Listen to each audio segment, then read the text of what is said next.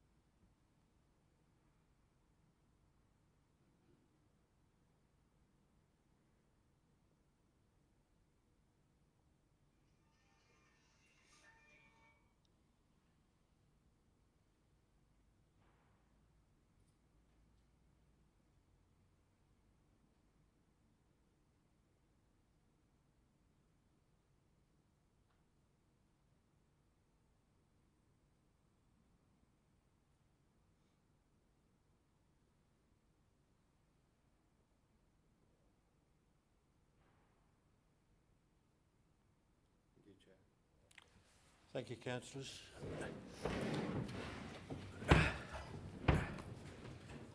I'm aware, councillors, that some colleagues may wish to express their condolences to David's family. If so, would you please indicate? Councillor Smithers, please. Sorry? Okay. Councillor McGee, please. I thought that the leader of the council would have spoke first, Chair, but thank you for that. I think it's important to recognise David and the hard work that he put in this council, and indeed in Rushden South. And he was very well respected, not just in Rushden South and his community, but further afield, and indeed in this council across party. And that's important when that happens, Chair. So we as a group really want to pass on our condolences and sympathy to his wife and his family. Thank you, Chair. Thank you, Councillor McGee. Anybody else, please? Just raise your hand. Councillor Brackenbury, please. Thank you, Mr. Chairman, and good evening, ladies and gentlemen. I would like to just say how sorry we all are passing of David. I served on East Northamptonshire's Planning Policy Committee for many, many years, and on the North Northamptonshire Joint Planning Committee with David for many, many years. And members of that committee, and many of whom are in this room of all parties, will remember David's wisdom, his humour, and the amount of knowledge that he really had. His contributions materially have affected how we do our place shaping and how we operate the planning structure in North Northamptonshire, and he'll be badly missed. And I'd like to pass on my and Wendy and my sincere condolences to Barbara and to the whole family. Thank you, Chair. Thank you, Councillor Brackenbury. Anybody else, please? Councillor Harrison.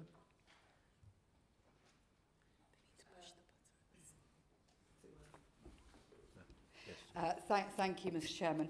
I too would like to add my own tribute to Councillor David Jenny, who was a generous friend and mentor to me as a new local politician entering the scene some years ago.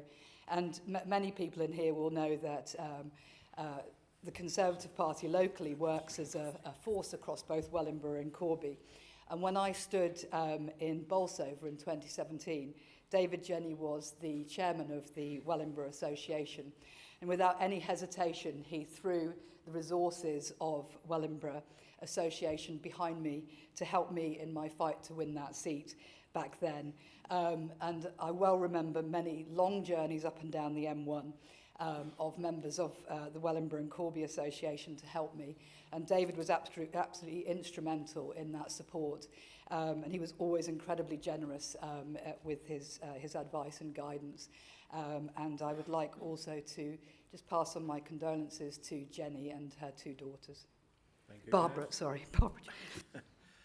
And the better-looking Brackenbury, please. I hope by that you mean me, Of course.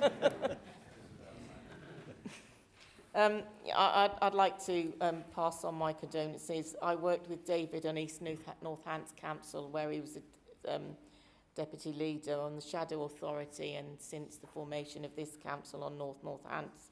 He was a very well-respected councillor, and he will be greatly missed. So I would like to pass on my condolences to Barbara and their family. Thank you. Thank you, Councillor. I don't have any more on my screen here, so I take it that's it. Thank you. Thank you for that. I'd now like to, councillors, to formally open the meeting. Are there any apologies for absence, please? Councillor Mark Rowley.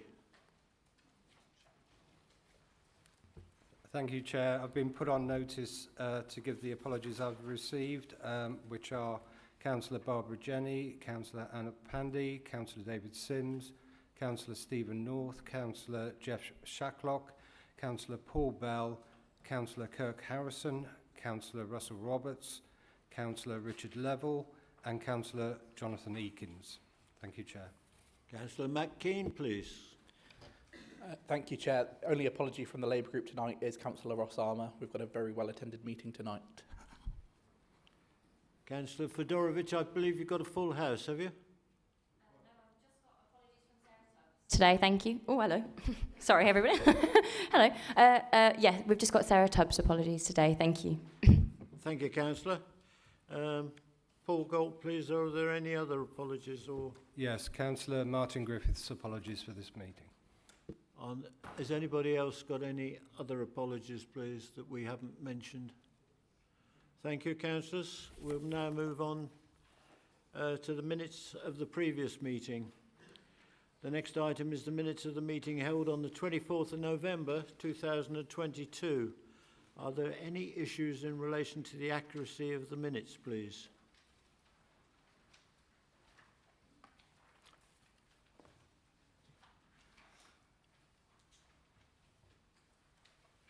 Thank you, councillors. None. I would like to move the minutes of the 24th of November 2022. Please may I see a seconder? Councillor Harrison. Thank you. Please may I see those in favour of the minutes? Those against? 0. Any abstentions? 0. Thank you. That is passed, councillors. Thank you.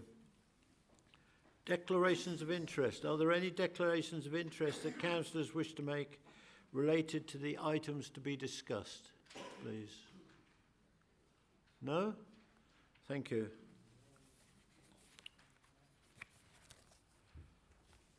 Chair's announcements. Apart from the fact I've had a good Christmas and a couple of days in Torquay, nothing to announce. There hasn't been any civic things to attend, but one or two are now starting to come in. Please may I see the item 5, the Leader of the Council, to make a brief announcement, please. Thank you, Mr. Chairman. And I just wanted to reflect on what's already been said about the sad news of the passing of David Jenny.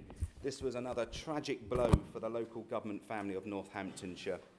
As we've all sort of said in the Times and what we've heard here today, David's grasp and knowledge of all things local government was nothing short of encyclopedic. He will be missed by many members. He was a real heavyweight in local politics. David was also instrumental in setting up this authority from the beginning in the Leaders' Oversight Boards, and then on the Shadow Executive and the Joint Committee that became before that.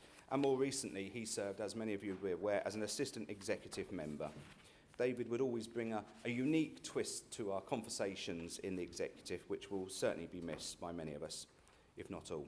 David would always impart his knowledge if you required a steer upon something. He would also tell you as it is, which is a real good quality in politics. And by that I mean he wouldn't dress something up to spare your blushes. If he thought you were wrong, he would tell you, and he would make sure he told you. That was a great attribute of his, straight to the point approach, which came from his years of wisdom in local government. David's death has undoubtedly shocked members across all political divides in this chamber, and should serve a valuable lesson to all of us, to do your very best each and every day as an elected member. I'm sure everyone in this chamber will join me in passing on our thoughts and good wishes to David's family, friends, and of course, Barbara Jenny as well. Thank you. Rest in peace, David. Sorry, also, and I need to carry on. We've unfortunately, in this area at the moment, have heard all about the various job losses that have impacted many of our employees locally at Orchard House Foods, should I say, here in Corby, alongside some other smaller losses as well. I'd like to first convey my heartfelt condolences to all of those affected by this. It is never a good time to lose your job, let alone through no fault of your own. And I'm sure members across this chamber will agree that here at NNC, we should do whatever we can to help the individuals affected by this unwelcomed news.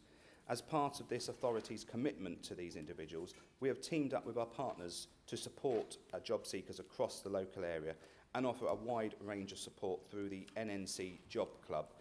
This gives people the ability to help with job applications, CV support to develop interview skills and find job opportunities within the area. Also to seek out training and development opportunities. And also, if they want to start a new business, giving them the right guidance into that and discovering volunteering opportunities. A range of experts from local organisations will be on hand to answer questions and provide free confidential advice and guidance. This is set by our job clubs, and the first one of these was held on Tuesday, just gone, and was very well attended. There will be another session held on the February the 21st here in the Cube. I also know the residents of Corby are no strangers to large-scale job losses. We only need to look at the closure of the steelworks. But one thing I have learned is that the Corby community is resilient and always bounces back better. However, this authority will continue offering support and guidance to help the community through this difficult time. And finally, Mr. Chairman, if you indulge me just for a few more minutes, this is on a bit more of a lighter note. I understand it's your birthday today, so it's only fitting that we should mark such an occasion with a round of applause. And I'm sure all members will join me in wishing you many happy returns, and we hope you have had a lovely day so far and continue to have a lovely day.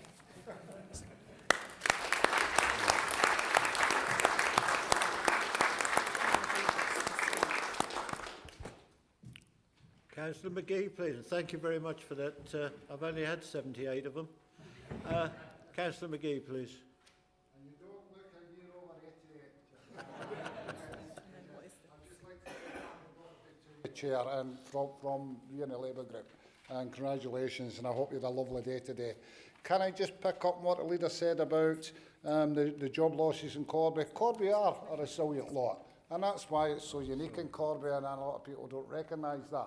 We are quite a unique community. And in fact, Chair, just this afternoon, in one of our community centres in Kingswood, the Citizens Advice Bureau held a day to try and help support people that have just been made redundant. That's in one of the centres that we want to take money away from, unfortunately.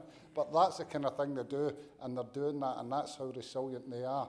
So let's hope we have more of that support and help from the council for a lot of people that unfortunately lost their jobs at a very short notice. Thank you, Councillor McGee. And thank you all very much for that. Agenda item 6, public participation, councillors. There is one public question on this occasion. Please may I see Mr. Ray to ask his question as submitted, please. Could somebody assist him, please, with the... You're going to do it from there. Thank you. You've had the course, I see. Good evening, councillors. Thank you for allowing me to speak tonight. Before I ask my question, just a comment that it's nice to be able to do so in an evening when I have some free time. My question to councillors tonight is that following the announcement last week from central government with regards to levelling up, does this council agree, and do members of the council agree, with the decision by central government not to award much needed funding to Northants and Northamptonshire in general? Thank you. Thank you, Mr. Ray. Please may I see Councillor David Brackenbury to respond, please. Thank you, Mr. Chairman, and good evening, Mr. Ray, and welcome to the council, and thank you very much for your question. Essentially, we were very disappointed that Northamptonshire, not just North Northamptonshire, but Northamptonshire in whole, did not receive any funding from the Levelling Up Fund on this round. Obviously, it is true to say that there were 500 bids put in, and the government granted just over 100 of those bids, so there were a lot of disappointed faces up and down the country. I am reassured that we will get feedback from the local relevant government department on how our bid was structured and any lessons that may be learned from that. But nevertheless, our disappointment is real and remains. To somewhat ameliorate this, there will be future rounds of the Levelling Up Fund, and I promise you that we will be putting forward robust bids into those future rounds. And also, it's probably worth pointing out that there are other government funding streams which we are taking part in and which we have been allocated funds in, with the UK Shared Prosperity Fund and various other schemes that government comes up with from time to time. So we're not resting on our laurels. We're not crushed by the weight of disappointment. Northamptonshire will continue to seek government investment and other inward investment, not necessarily just government investment into this area for the residents and for the people who work and who own businesses and operate businesses in North Northamptonshire. But I'm very grateful for your question, sir, and if you'd like to contact me privately after the meeting, I'm more than happy to have a further dialogue. Thank you. Thank you. Mr. Ray, do you have any supplementary question you would like to ask in relation to that response? Not so much a comment. Sorry, not so much a question, but rather a comment. I just think, obviously, being the area that we are one of the most socially deprived in the country, not just the region. It would be really good to see councillors obviously doubling that effort, particularly to work with the region's MPs in order to try and secure that funding. But thank you for the answer. Thank you, Mr. Ray. Councillor Brackenbury. Thank you. Well, thank you, Mr. Ray, and I agree with your comments, and certainly the MPs shared your disappointment and our disappointment about this round, and I know that we'll be working together to ensure that we get our share of the cake in future rounds. But thank you again for your question. Councillor Colquhoun, I'm sorry, but you are not allowed to speak in relation to this. I'm sorry, but thank you. I'm sure you'll get your time sometime. Thank you. And thank you, Mr. Ray, and thank you, Councillor Brackenbury. Agenda item 7, there are no executive presentations on this occasion, councillors.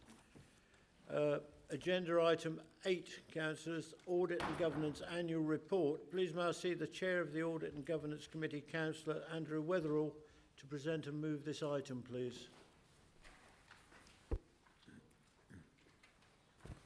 Thank you, Chair.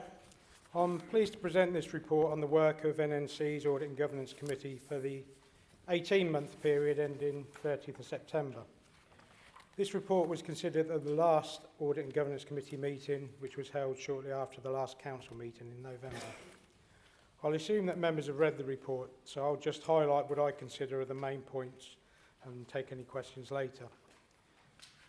In normal times, the role and responsibility of a committee such as this are relatively complex and wide-ranging.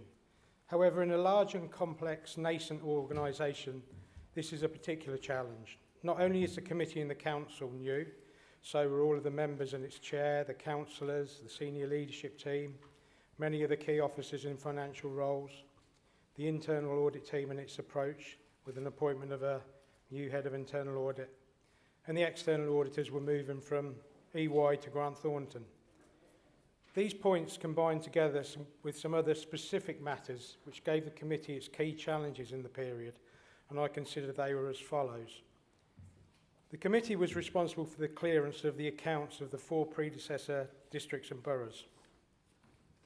2 of these had their 2019-20, that's 2019-20 accounts and audits outstanding, Corby and East Northants. So we had 5 sets of accounts and audits to clear. 5 of the 6 have been cleared, and the final set for Corby is expected to be cleared in the very near future. In addition to the 4 predecessor districts and boroughs, a significant input to the opening position of North Northants is derived from the accounts of the County Council, NCC. The responsibility for their clearance is that of West Northants. So NCC was similarly as far behind as Corby and East Northants and had 2019-20 and 2020-21 outstanding at the commencement of this council. We still do not have an opening position from NCC as the year-end 2021 remains uncleared at this point in time. We had some major and significant control weaknesses which were identified very early in the completion of this council's internal audit programme. So it looked back at the predecessors and it spotted errors and weaknesses in Corby and East Northants. And I actually take comfort from the fact that this was identified by internal audit activity. They were really looking in the right areas. It did, however, significantly impact the additional work required in accounts preparation and external audit clearance. The final challenge was the development and embedding of a risk-driven audit programme. So we had a lot to cover in this period. I'd like to make mention of the officers. In my opinion, The committee's been very well supported in very trying times it's been supported by officers, and I'd like to mention in particular finance, internal audit and democratic services, and that's helped the committee to discharge its responsibilities. In terms of the committee itself, in my opinion, the committee has performed very well, particularly given the number of accounts and audits to clear. We've had some changes during the period with new members coming in and others leaving, but overall I consider the committee has a good blend of skills and experience. A key point I would like to note is that there's the ability to have up to 3 independent members. We've made a number of attempts to fill these and have filled 1 so far. That was reported to the last council. We continue to seek further appointments. I'd like to move this item. Thank you. Thank you, Councillor. Is there a seconder for this item, please? Councillor? Thank you.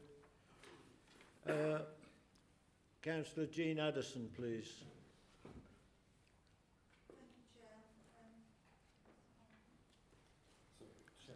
Thank you, Chair. Sorry to speak over you, Councillor Addison.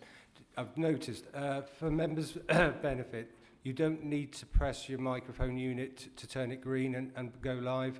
We've got someone to do that for you. So when the chair's call, make life easy. When the chair calls your name out, please wait for your microphone to turn green. You don't need to press any buttons. Thank you. Okay, thank you. Councillor Addison, please. Thank you again, Chair.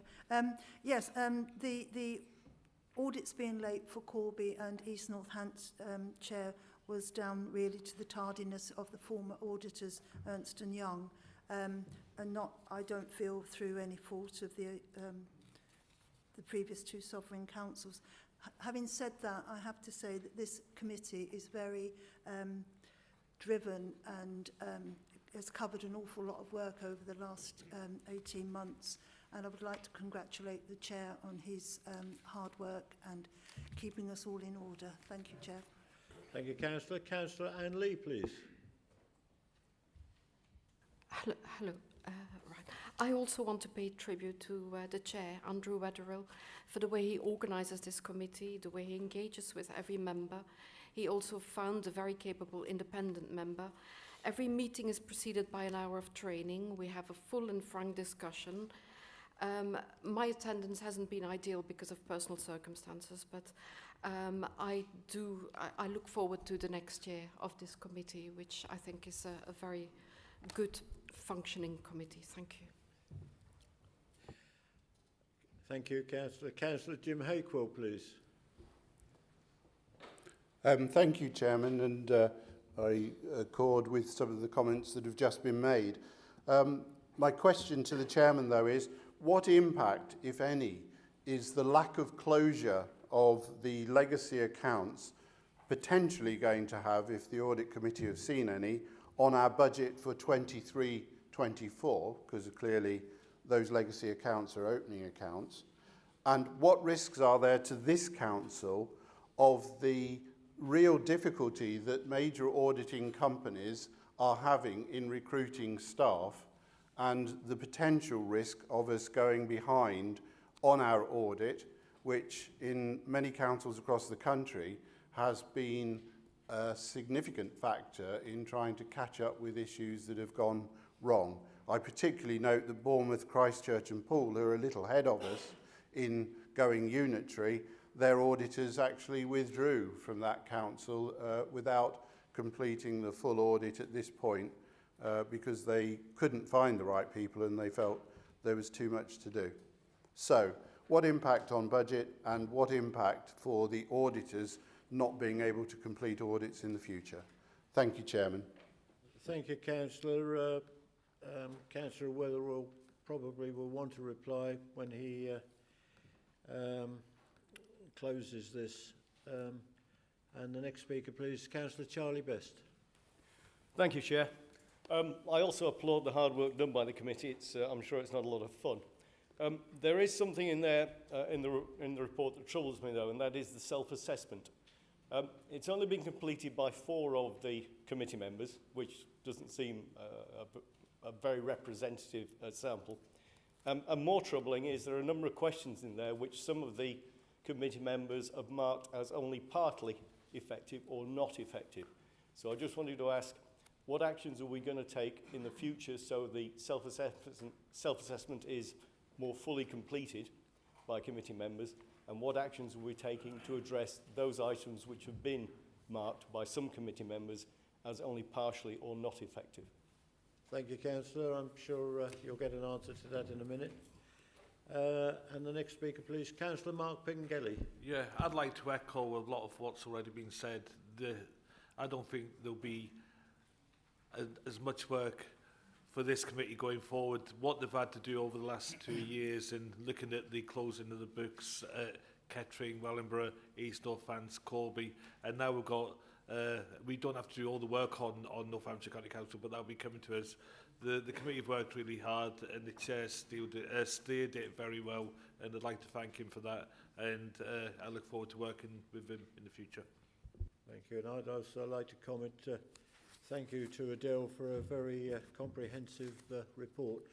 Nobody else wishes to speak, then back to, there's a way of doing it. We have a malfunction, I think.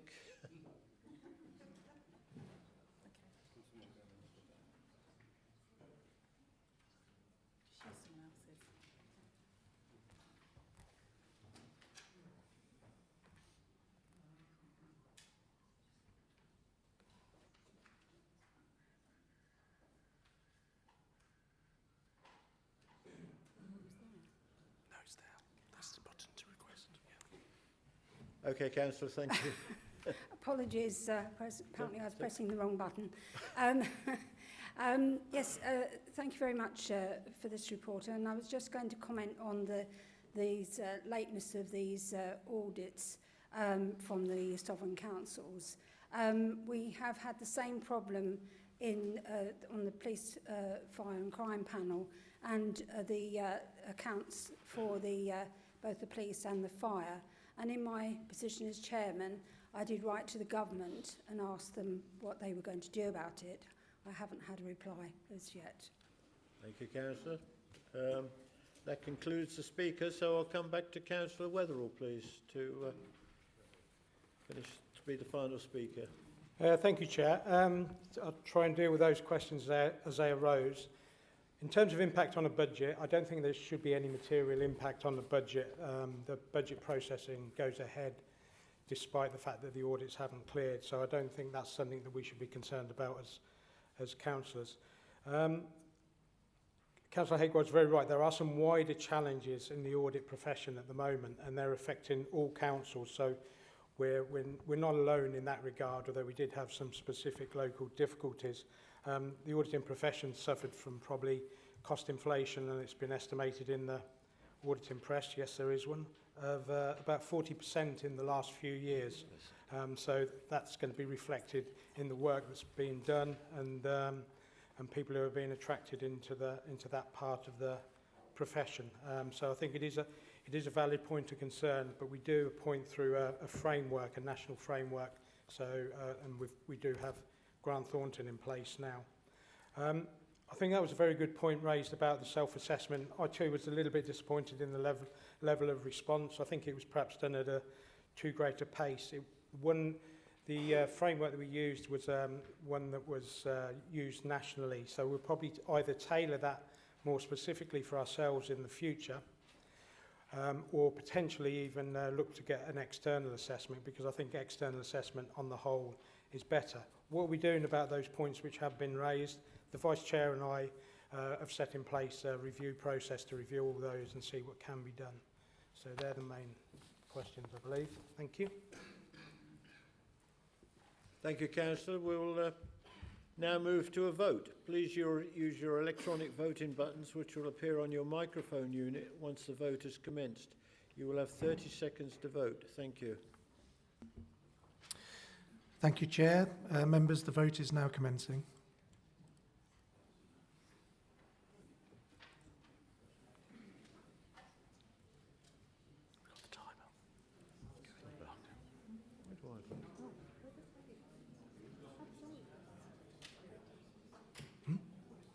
Yeah. Okay, you've got 10 seconds left.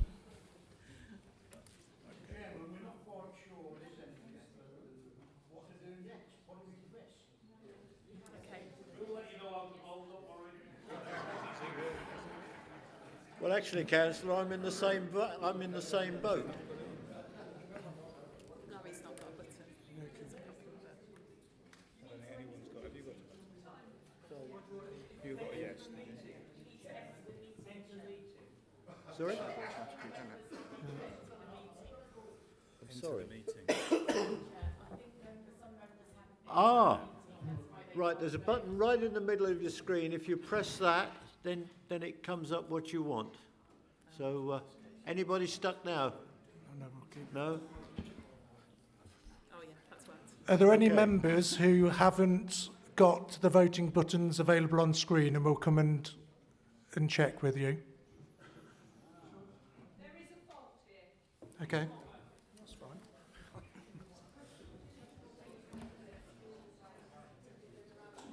If that persists, we just have to take his vote manually. Yeah, but it should be okay. It'll be a B. Yeah, yeah. What's the dark ones then? Because I see Tom. They're the ones who aren't here. No, Tom Partridge Gentleman. No, he's left. Oh, he's gone, is he? I saw him walk out. He didn't hang about, did he? No, poor old boy. So, yeah. Okay. So, yeah, so those are the ones that, that aren't there. Yeah. No, it's just Tom. I thought. 36.1.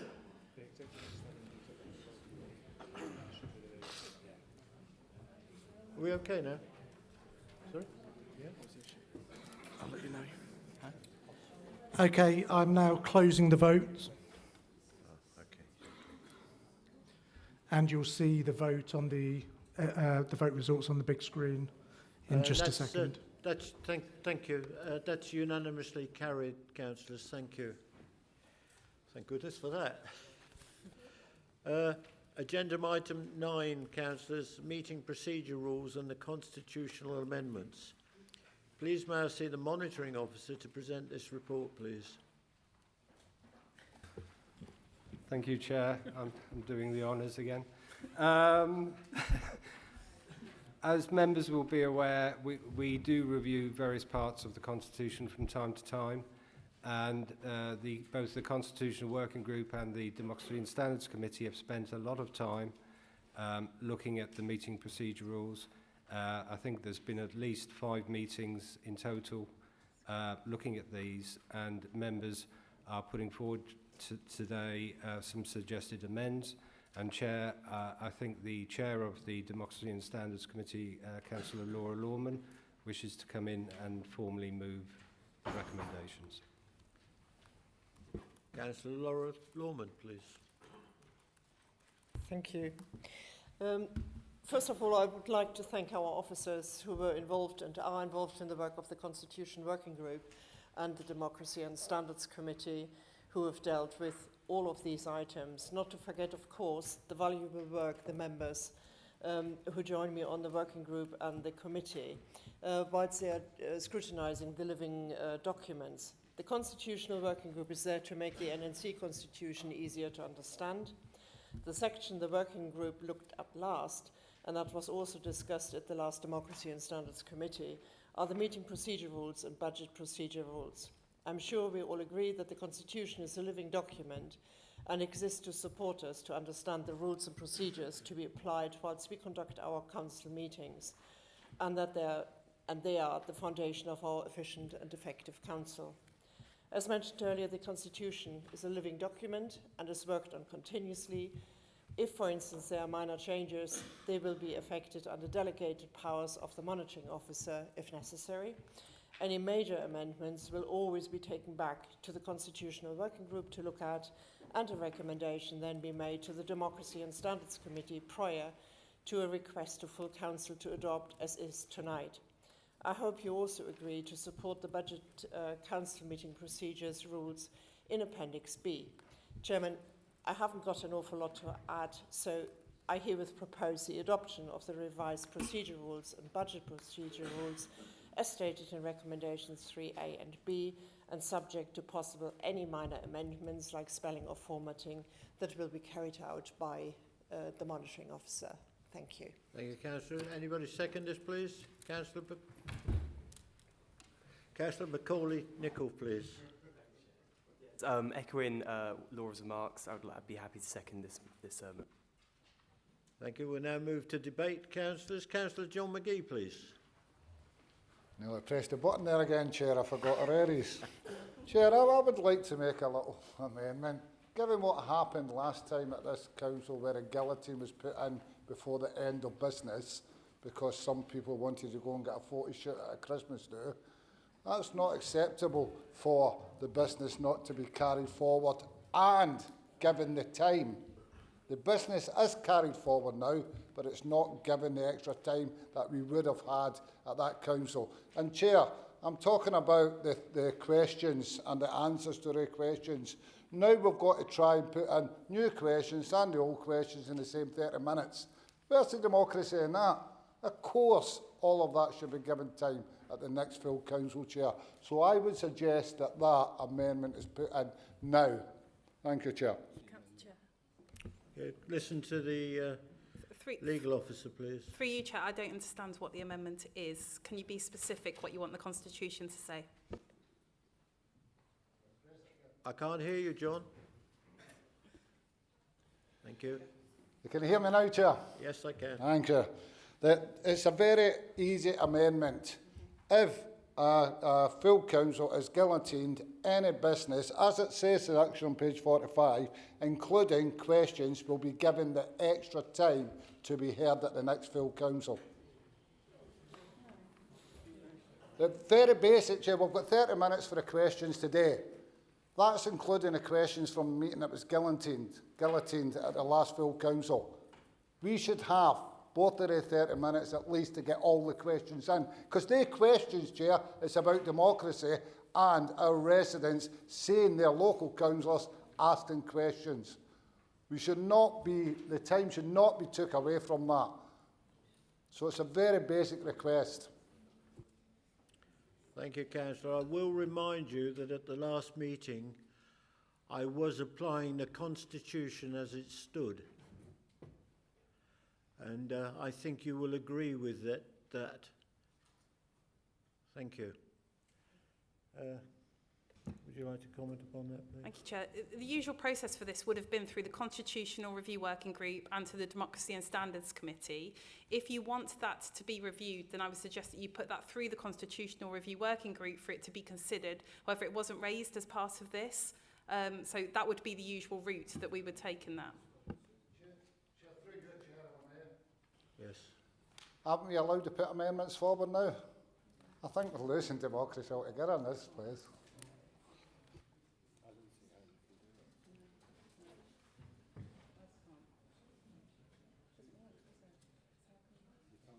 Taking legal advice on this at the moment, councillors.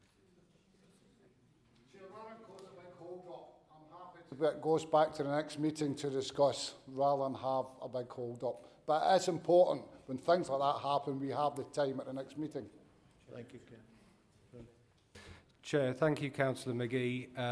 I can assure you we'll put it on the agenda for the next Constitutional Working Group and it can be discussed there, and then obviously members and officers will have more time to think it through and what the any unexpected consequences might be of such a move. Councillors Adele, please. Three-year Chair. Thank you, Councillor McGee. It would be really helpful if members can bring these amendments prior to the meeting so that we can consider them, because what we're trying to understand is whether we're able to lawfully do that. So it would give us an adequate time then to understand, and then amendments can be brought on the night that we've adequately thought through. So we would be really grateful if you could do that in the future. Can't hear you again, John. Chair, at the moment, and also suggesting I don't think through what I'm saying. Okay. To give time for me to think, Councillor McGee. Let's move on. You seem content with that now, John. Well, almost. Councillor Emily Fedorovich, please. Thank you, Chair.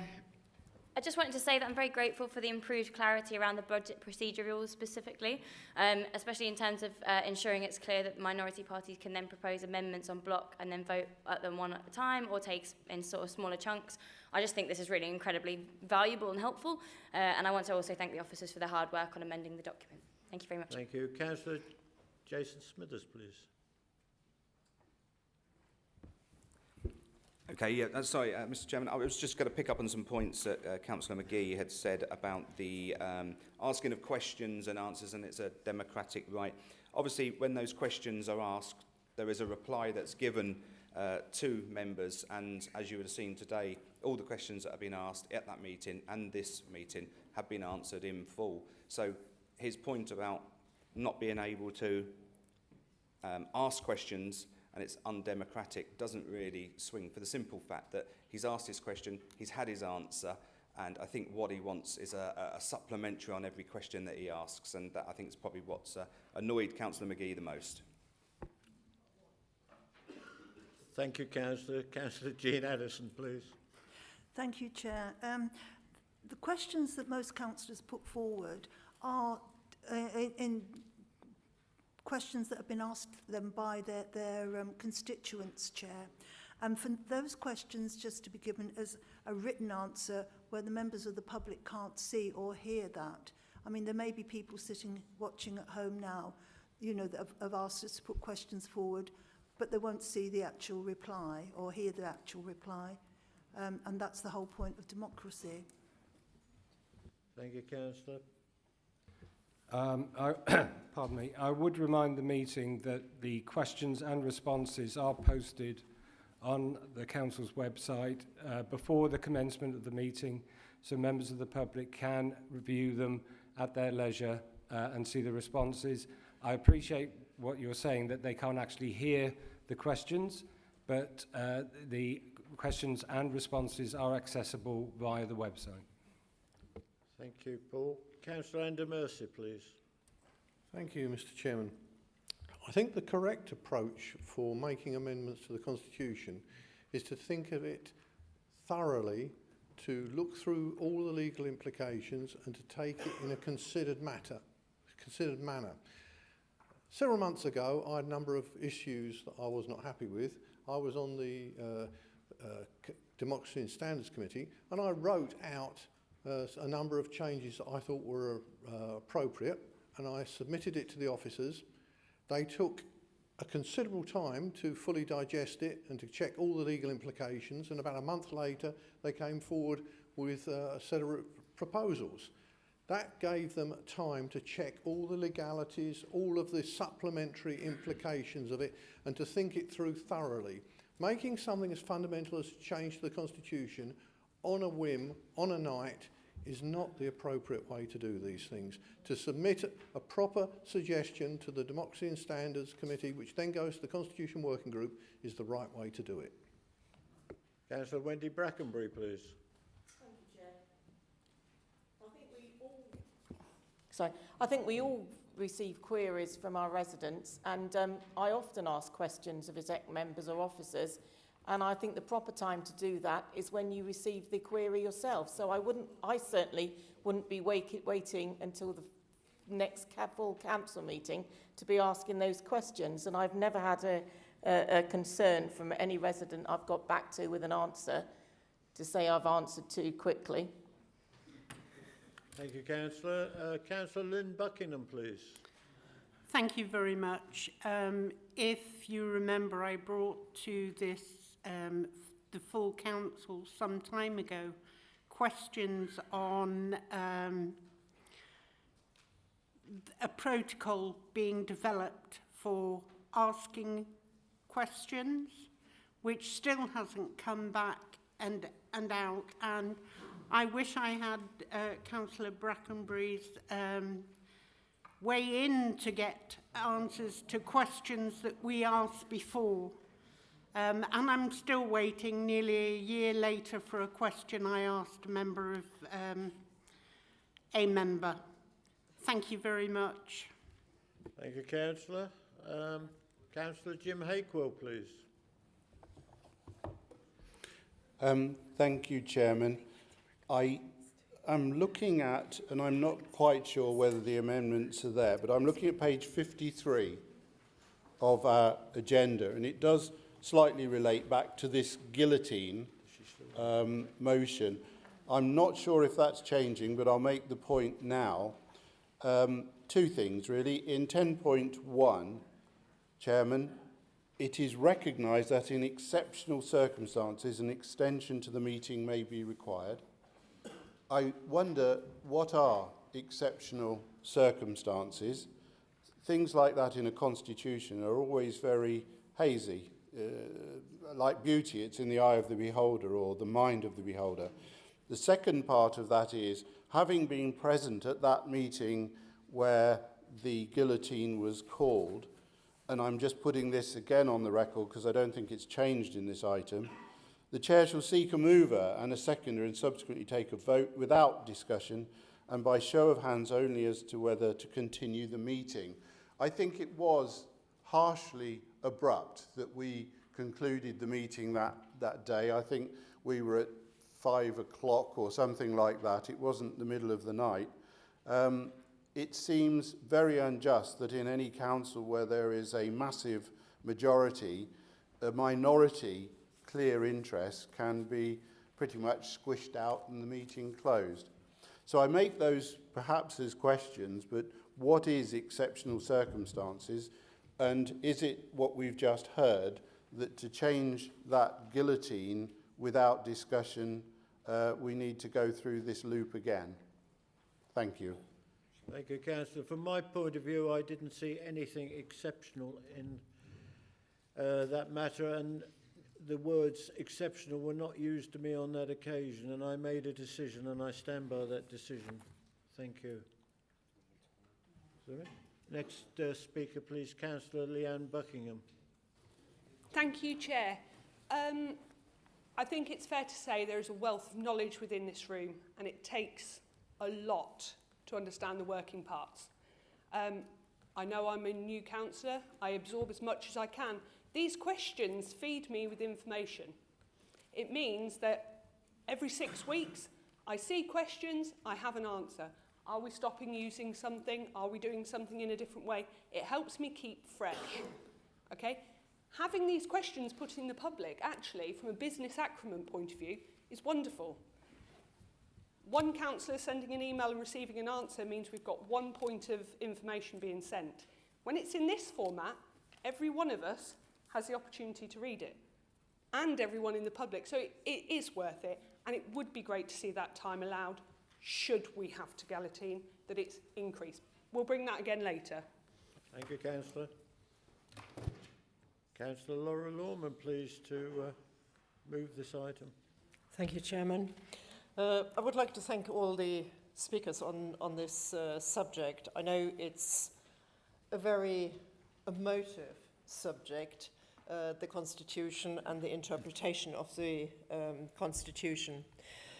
The 3 hours guillotine was a democratic decision of this council, and just before the 3 hours are up, the chairman of the meeting has a gift to put to the meeting, whether to extend it for a short period of time. At the last full council meeting, it was quite clear that the majority of members decided to vote just to carry on with one particular question, which had been discussed. No other question had been put at that particular time.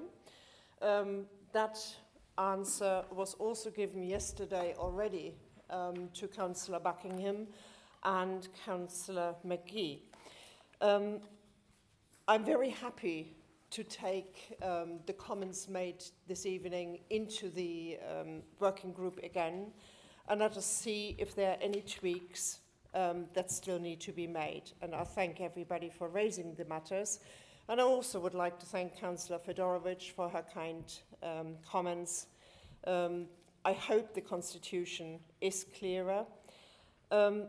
Councillor Addison, the questions, I think it is quite clear. They are being put, as Mr. Gold said, they are posted on the website. I can understand why any councillor would feel if you put a question forward, you would like your constituents to see what you are asking and what the answers are. But we cannot spend a council meeting hours and hours if we didn't have restrictions. So I think it was perfectly added that questions come in within a certain time and answers are given for everybody to read, and I feel comfort when Mr. Gold said they're posted on the website immediately. Thank you, Councillor Mercer, for your kind words as well. You have been a recent new addition to the Democracy and Standards Committee, and it is absolutely right. We had something like 20 plus points that were being raised, so that is quite a considerable number. But I very much welcome any member, whether you're on the working group on the Democracy and Standards Committee or not, to actually come and come and join the meeting and sit in. Send me some, if you have any points you want clarification, or any thoughts you have of how we could improve perhaps any area of the Constitution, then please email those information to us, and we will be very happily looking at that. I think Councillor Buckingham made very much the same comments as Councillor Addison. Councillor Hakewill, the exceptional circumstances. My understanding of exceptional circumstances are if a discussion is in progress and it is either of financial or legal importance for that matter to be concluded at that particular time at that meeting. That is, to me, exceptional circumstances. And the chairman was quite right. If nobody advises of exceptional circumstances, and we can safely assume that a discussion didn't have that high of an exceptional circumstance, that it had to be discussed at that time. Councillor Hakewill also said it was unjust to close the meeting abruptly and perhaps not democratic, but we have a constitution that helps us to conduct our business, and therefore that constitution stands. If there are any comments, any suggestions, any amendments that are required, then please send them in by email and we will look at them. Thank you very much, Chairman. Thank you, councillors. We will now move to a vote. Please use your electronic voting buttons, which will appear on your microphone unit once the vote has commenced. You will have 30 seconds to vote. Thank you. Thank you, members. The vote is now commencing.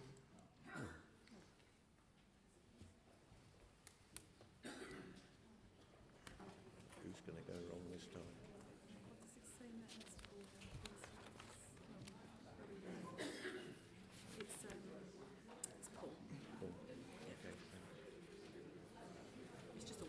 You have 10 seconds left. Yeah, let him do it. Yeah.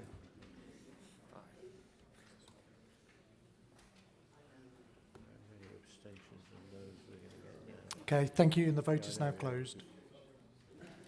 That is carried, thank you, councillors, with 2 abstentions and 4 noes.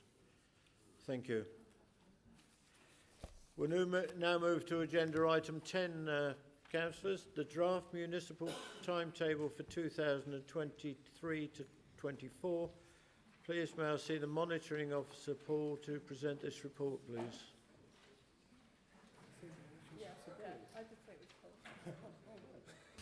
Pay rise, can you? Thank you, Chair, for the promotion. And this is the draft municipal timetable for for 2023-24. As members will recall from a previous discussion at Council, it was recommended that we try and get dates in diaries as soon as possible. That obviously aids members. It also aids officers, I can assure you of that. So what you have before you is a proposal for your agreement. There are some caveats, and I'll very briefly touch on the caveats. As members will be aware, there is currently a review of the Council's scrutiny function. I wouldn't want to preempt what will come out of that, but obviously currently we have 2 scrutiny committees. The proposal on the table is that we have 3, and I know that there are other comments that have been made about the scrutiny structure. That is due to report back through Democracy and Standards and then into full council in March. But we obviously need to make sure we have provision in the timetable, whether we have 2, 3 or 4 scrutiny committees. So we have allocated slots in the municipal timetable not to be used by other committees, and then when council has decided what its scrutiny structure would be, we can then marry up and put firm committee dates in. The other review ongoing at the moment, as members will be aware, is of the council's planning service, and that's of its full service, but obviously a component of that is the governance arrangements for dispensing your responsibilities as the planning authority. Again, currently we have 5 committees who are involved with planning.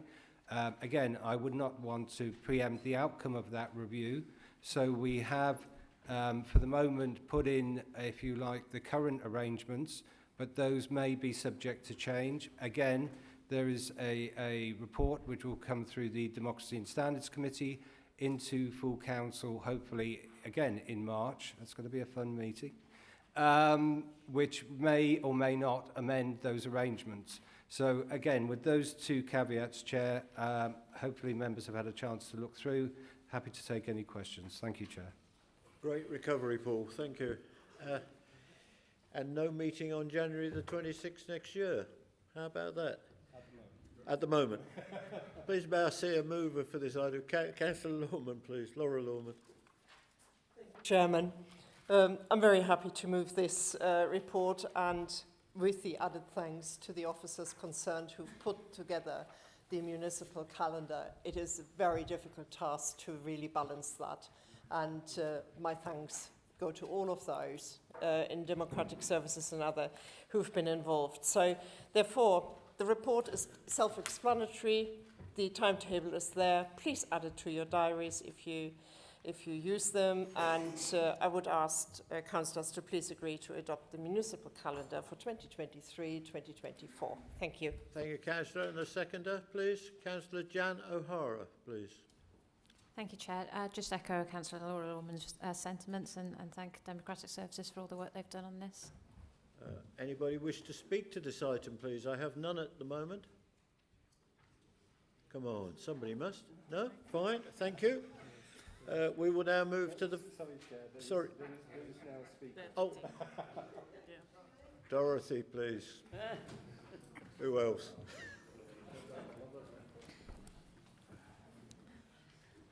I would just like to ask a question about sorting out the planning for the future. I gather that you are thinking about whatever you're thinking about, whether to amalgamate them or whatever you're going to do.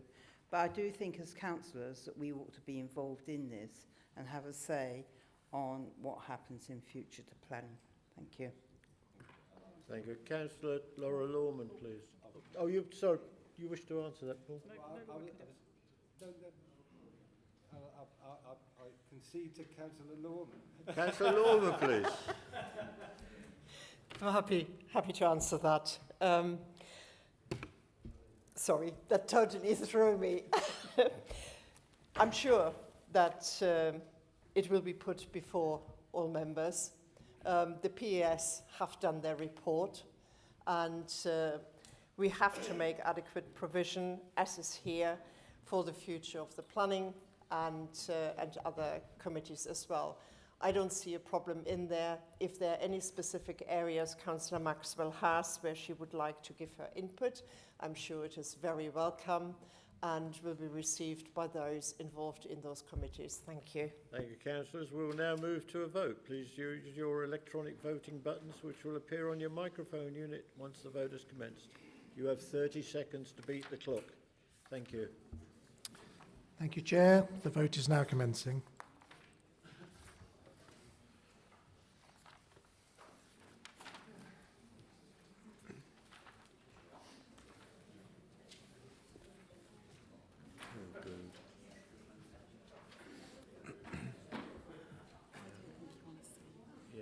There are 10 seconds left.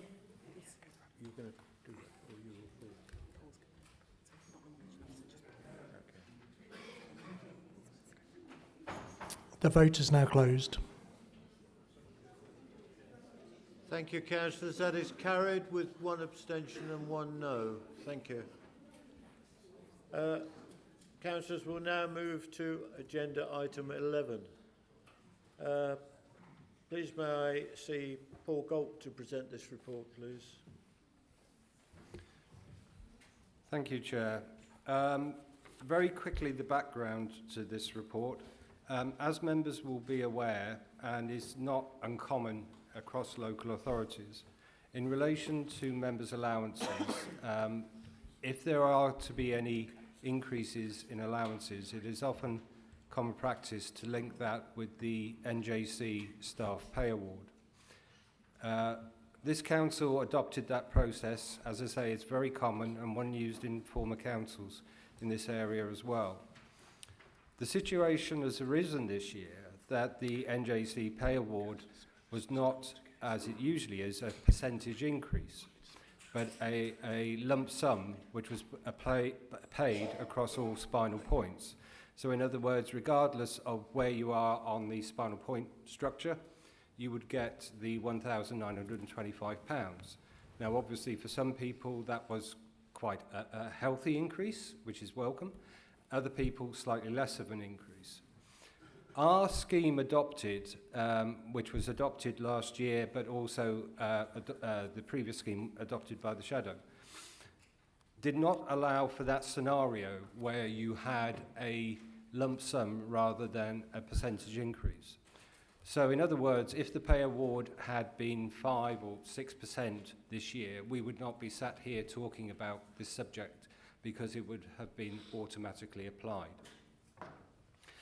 So we're in the unusual situation as officers, and it is officers who are bringing this to council, to get some direction from you as members of how you would like us to proceed, because we do not feel that the current scheme allows us an easy option to apply, and really we need members' guidance on how they would like us to progress this matter.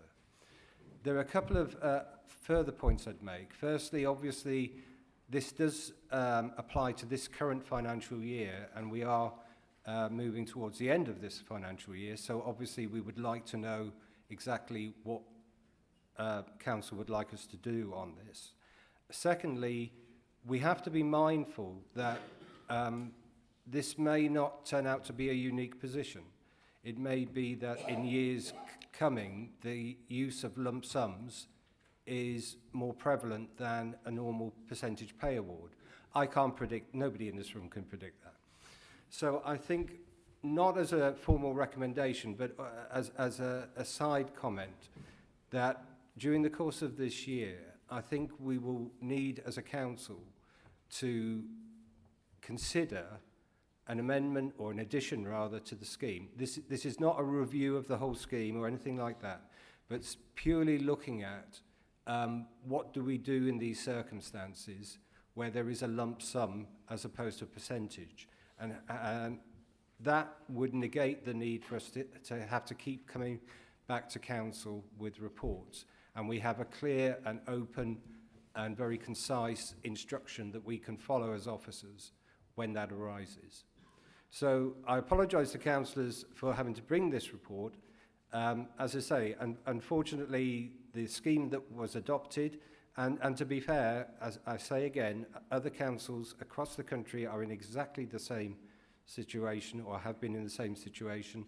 We've put together some options for councillors to consider, but going forward, I think we need to ensure that when the opportunity arises, we do review the scheme in terms of what do we do if these set of circumstances arises again, either next year or the year after. I think I'll close there, Chair, to allow you to call in speakers, and I'll try and deal with any queries that may arise. Thank you, Paul. I think that you put that very clearly. Please may I see Councillor Jason Smithers, please. Thank you, Mr. Chairman, and thank you to you, Mr. Galt and Adele Wiley, for bringing this report. It is a very difficult situation we find ourselves in, and Mr. Chairman, we all are aware in this chamber the ever-increasing cost of utilities, food and clothing, which on many those driving factors are outside the control of us here at Northamptonshire Council. The ongoing war in Ukraine and the broader impact that is having on day-to-day living costs of our residents are so apparent. Therefore, this Conservative administration cannot and will not support any increase in members' allowances at this point in time. Therefore, Mr Chairman, I move option 4, that we waive the increases for 2022-2023 and look for a seconder. Once the motion is seconded, I propose we move straight to the vote and support option 4 to refuse the allowance increase. Through you, Mr Chair, however, once my proposal is seconded and before we move to the vote, I think it would only be fair to allow the leader of the Labour group and the Green Alliance to welcome this approach and support the Conservative group in not taking the increase and move to the vote and support option 4. Thank you, Mr Chairman. Is there a seconder for that motion, please?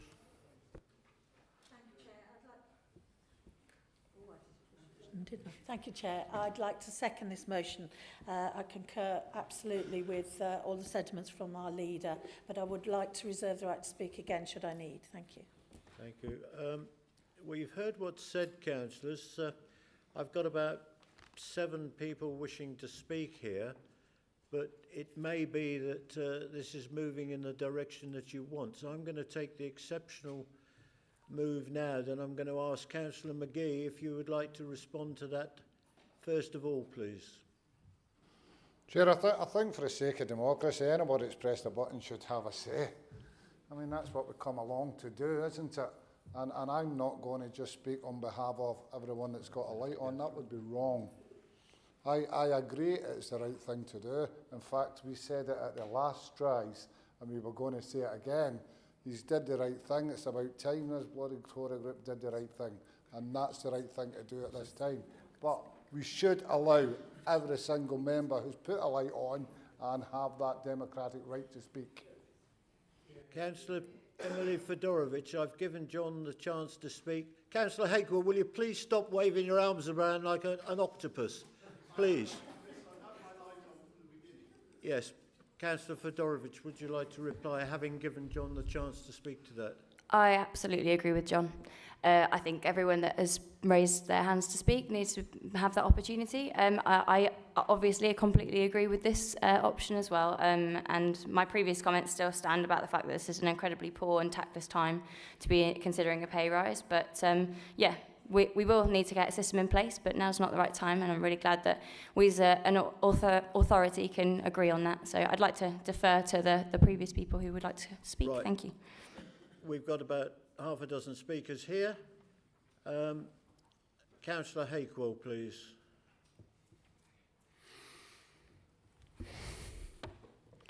Sorry, Chairman, I was trying to work with the lighting system and I put my light on at the beginning. I wasn't anticipating you countermanding that.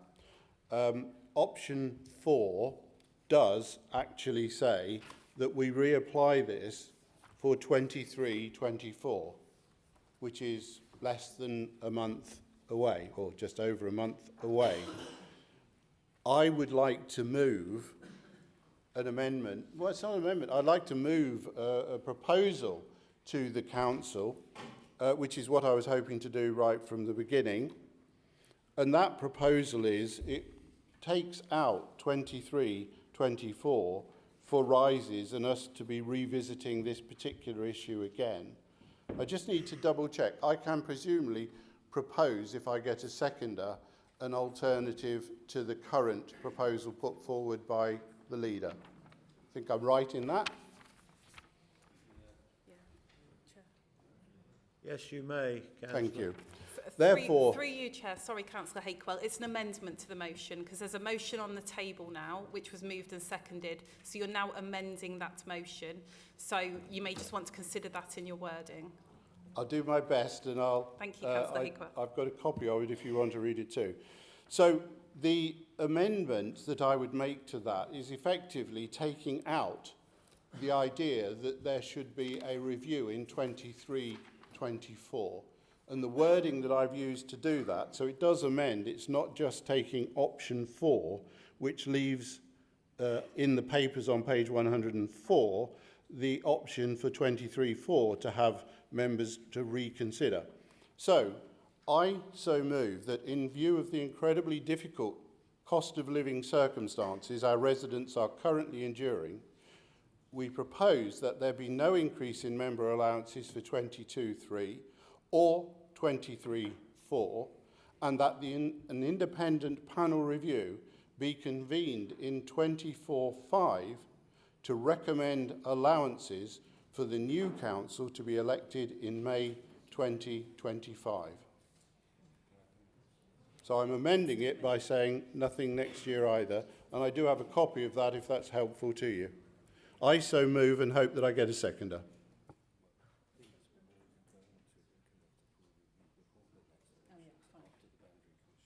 Is there a seconder for that motion, please? Councillor Best, please. I think the sentiment's clear. The sentiment in option 4 was clear. We're merely suggesting that it should be taken a step further. Thank you, Councillor. Do you want to speak? Yeah, just to clarify, Chair, that amendment is fine. It's just that we will be doing a review anyway due to the Boundary Commission findings, so we will have to undertake a review anyway. So it's no different to what we would already be doing. So what do we know? Yeah, I accept the first bit is different though, yeah.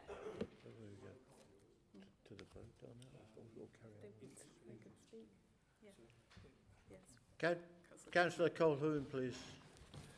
Thank you, Chair. I'd just like to say I'm very, very pleased that this suggestion has taken the turn that it has.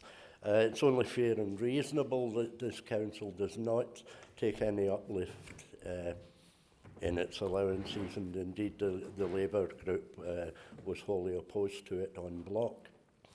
Now that we've gotten that out of the way, Chair, and I fully support the amendment that has come through, that there should be no allowance uplift during this present council's existence. And given the fact that, as the leader said, we're such a caring council, etc., perhaps the money that is saved here could go towards something useful like saving community centres. Thank you. Councillor Zoe McGee, please. Thank you, Chair. I'm breathing a sigh of relief, as I'm now not going to get into trouble for using the words greedy fat cats, although I am going to use the word irony. And I'm also, just maybe if I was being extra political and a little bit smug, I'd also use the words I told you so. So I'm standing here today supporting my communities, as I have been the whole time, backing North Northamptonshire Council as a suddenly kind council that cares about our deprived and our socially deprived residents. So thank you. Councillor Anne Lee, please. Thank you, Chair. Indeed, I do not believe at a time the Council is proposing to increase fees and charges for council services that accepting an increase would be seen as the right thing to do by residents of my ward, the Windmill Ward. Thank you. Thank you, Councillor. Amendment to the vote? Yeah, so you just got to clarify it's the amendment we're voting on. Yes, just to clarify you, and I think you probably all know that, but we are voting on the amendment. Okay?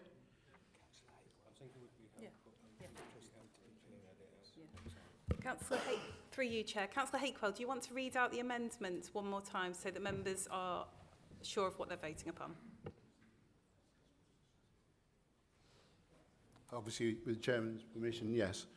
So, my amendment is, in view of the incredibly difficult cost of living circumstances our residents are currently enduring, we propose that there be no increase in member allowances for 22-23, which is effectively the first motion, or, and this is crucial, and Councillor Colquhoun makes the same point, 23-24, and that an independent panel review be convened in 24-25 to recommend allowances for the new council to be elected in May 2025.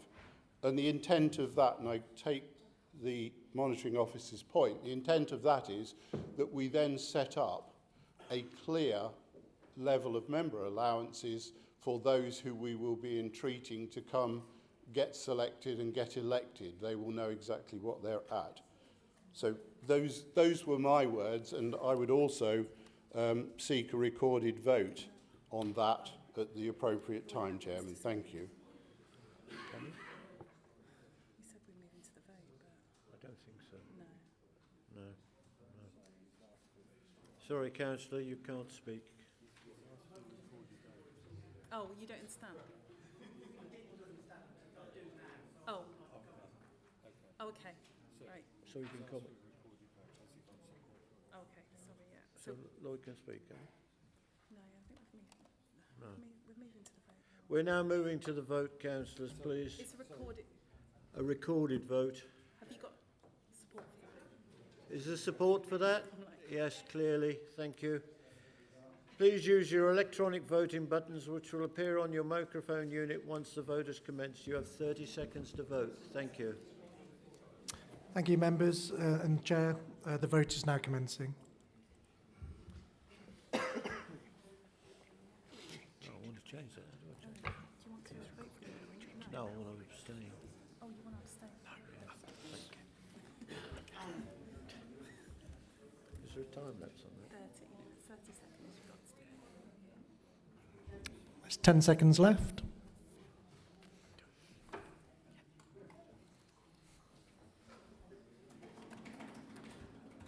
And that concludes the vote. So that is not carried, councillors. Thank you. There were 23 yeses, 3 abstentions and 34 against. Thank you. Now we talk about it. Yes. Through you, Chair. We now go back to the substantive motion, which was option 4, that there is a waive to the increase for 22-23, and members are able to debate that. Do we ask the speakers? Yeah, you can do, yeah. Councillor Buckingham, did you wish to speak to that? No, it's Lloyd. Oh, yeah. Councillor Leanne Buckingham, did you wish to speak to that, please? Forgive me, Chair, I thought we were moving on to the substantive and now we've got to We were, debate. but you were coming up on the screen, Councillor. Ooh. Yeah, now you've disappeared. Oh, shall I repress that? So you can sit down. Okay, fine, thank you. Well, you've come back again now. You've taken... Councillor Hakewell, please. Thank you, Chairman.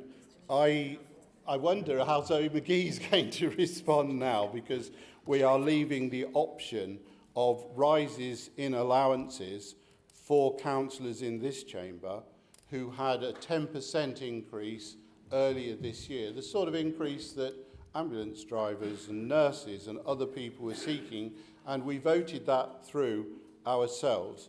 I think it's dreadfully disappointing that 34 members of this council want to leave the option open to take greater allowances out of our council taxpayers' money in 23-4. That's about 6 or 8 weeks ahead. Really disappointing. I will be very interested, Chairman, to see the recorded vote and who did vote that way and who did not. Chairman, I find it really difficult now because I don't think that we should be accepting this motion. Be fascinating to see if it didn't, although obviously the numbers stack up. Because what we are saying is, well, all right, we'll lose it for this year, but we're keen and interested in increasing the amount of money going into councillors' pockets at a time when most others are being eaten away by inflation and having to do tough jobs out there, having to pay tough amounts of bills. So I think it's going to be strange, isn't it? Because I would vote against that, because I think it's entirely wrong that the administration, if it is that, because they have the numbers, are voting to keep option open to pay themselves more, to have more debates like this, when a very clear and concise motion was proposed earlier, which ruled it out for the next 2 years, and we can get on with the job of administering the council rather than administering our own remuneration. So I think I'll vote against, but that's not voting against the fact that we shouldn't take it this year. I'm voting against because I don't think we should take it next year either. Thank you, Chairman. You need support. Can you, members, if you want to support recorded vote? We're still going through the speakers, Councillor. Councillor Leanne Buckingham, please. Thank you very much for the opportunity. Yes, I was very keen in pressing my button earlier. Forgive me, I should have waited till we started debating. I think it was truly chivalrous that this was popped on the table, that we should absolutely stand against it, and I think it was quite cunning, as I probably would have done should I have been the leader of the council, to say let's move straight to it and have no discussion. I am heartened that we did. I'm also heartened that some other people in this council not only agreed not to take the payment this year, but also made it so that we weren't going to take the payment next year. Essentially, should we have even gone for option 4, which was the least of all of them, and that's not a reflection on the officers, I fully agree this should be bought, that we wouldn't have got a back date, but instead we'd have got it in 6 weeks anyway through a back door. And that's a shame. And you know, the costs implication, I don't think that even includes the on-costs, the national insurance, the pensions and etc. We do have pensions. No, please don't start. Don't we? Oh. That's why I'm Please don't start an argument across the chamber between you, please. Have you finished, please? Councillor Bundy, thank you. Are you fucking kidding me? There was a speaker before me, but... Yes, but he's the mover. Oh, right, Thank you, okay. Councillor. Mr Chair, the reason I want to stand up and speak, and the reason I voted against the amendment was purely and simply the amendment would have cost more to this council than actually granting a pay rise, because an independent remuneration panel would cost us a lot of money. So those people who are watching this online are really probably watching us saying, oh, well, we'll have a recorded vote to see who voted against paying a remuneration panel a lot more money than paying this council. This council, this administration has said, we won't take a pay rise. And that is it. And we should have just cut it off there, because otherwise it's getting quite ridiculous, Chair. I think, councillors, we're all labouring this point now. But if you wish to speak, you can, but please consider what I've just said, because this is going to drag the meeting on, and I'm going to call a break after this item. But please, the next speaker is Councillor David Howes. Thank you, Mr Chairman. Well, we started off this item pretty well, didn't we? We were all in complete and utter agreement, and I decided to speak. I wasn't going to, but I decided to speak because I got quite irritated at some members' implications and ideas that in some way of not voting for the amendment, we were trying to somehow circumnavigate the system and get a pay rise. You know, the point of this here is that we're all in utter agreement that we want to waive the increase, and I take great offence at the suggestion that somehow we try to manipulate this to receiving an increase later down the line. It's not the case. Some of us have, this has all been completely open. Some of us have voted for and some of us voted against. So I'd just like to make that point, Chairman. Thank you. Councillor Weatherall, please. I'd just like to make it clear, because I listened very carefully to what Councillor Hakewell said, and he doesn't understand Boolean logic, because he said this year or next year, so that didn't make it for both years. So that's what we voted on. He should have said and, so it was a complete waste of time. And I'd just like to point that out. Councillor Mercer, please. Thank you, Mr Chairman. I think it's rather sad that a generous and ethical recommendation that we don't take a pay rise has somehow been hijacked for political purposes. And I feel very strongly that we should have a recorded vote on this so that those who feel that we should not take this option are known by the public. Thank you. Councillor Matt Binley, please. Yeah, thank you, Chair. So, of course, I think it's absolutely right in what we've said, and I thank the leader. I think he's absolutely spot on, and certainly has my full support. Chair, this amendment, I mean, it's been mentioned across this chamber this evening already about new members. I'm a new member. I didn't sit on the shadow. However, some of the members in here who are now speaking out about what the IRP's recommendations were, because this year is a blip, because they did not foresee it, They are some of the people who voted in favour of the IRP's recommendations, and now they're standing up and doing political grandstanding and making out that we shouldn't take it. What hypocrites! Absolutely. I fully support the leader, Chair, and we absolutely should be voting in favour. Mark Pengelly, please. That's my button. Well, I had...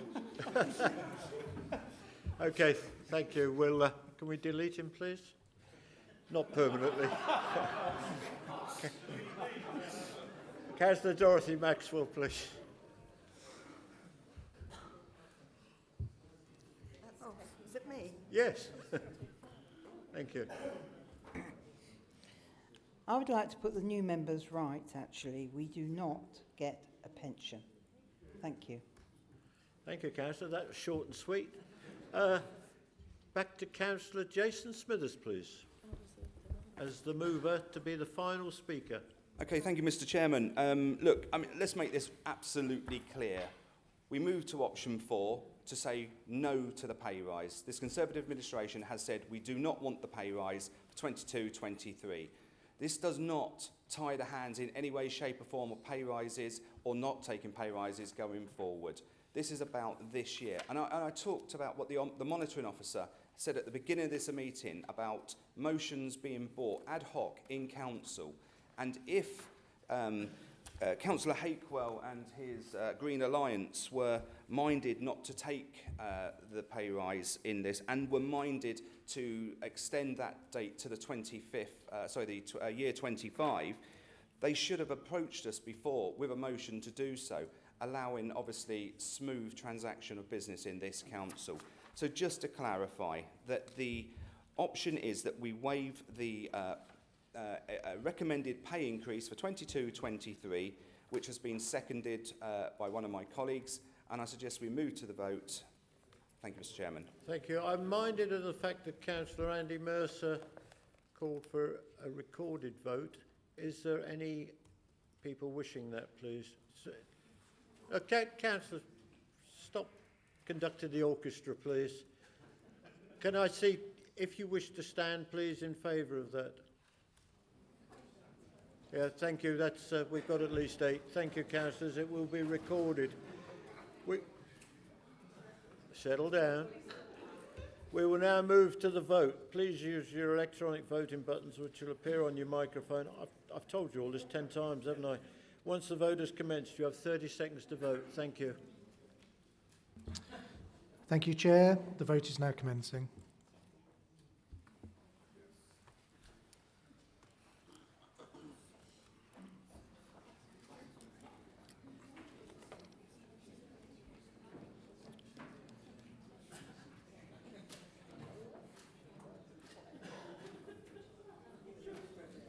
Ten seconds left.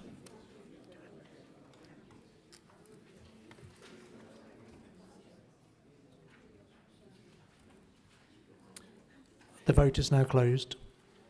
And councillors, there are 57 in favour of that, 3 abstentions, of which I was one for as chairman, and for that purpose only, and 1 vote against. Thank you. So that is carried. There will now be, it's 7:33, there will be a strict 10-minute break, and please come back because I want to get home and blow my candles out. Thank you.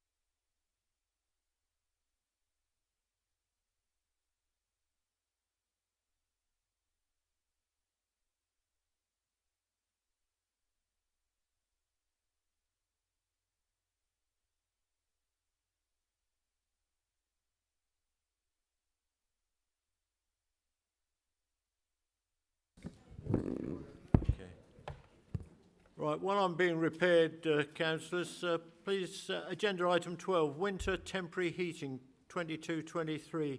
Please may I see Councillor Matt Binley to move this item, please. Thank you, Chair. I'm sure this one's not going to be nearly as interesting as the last debate. First of all, Chair, this report is off the back of the motion brought to this council by Councillor Lynn Buckingham. As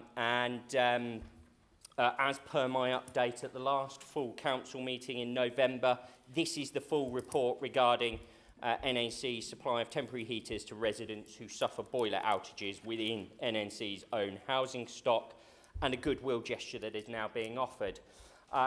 Chair, I'm not going to go into too much detail because the detail is contained within the report, and I did provide that verbal update at the last meeting.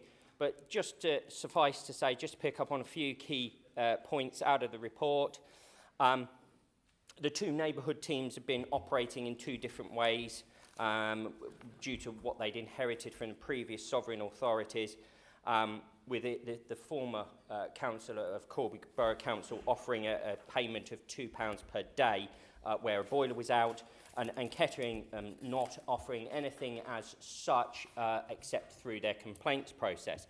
So this means that what we have done here with this standard operating procedure is, in the case of Corby, we have tripled the previous payments being made, and in Kettering, of course, we have put something in place, whereas before there was not anything technically that existed.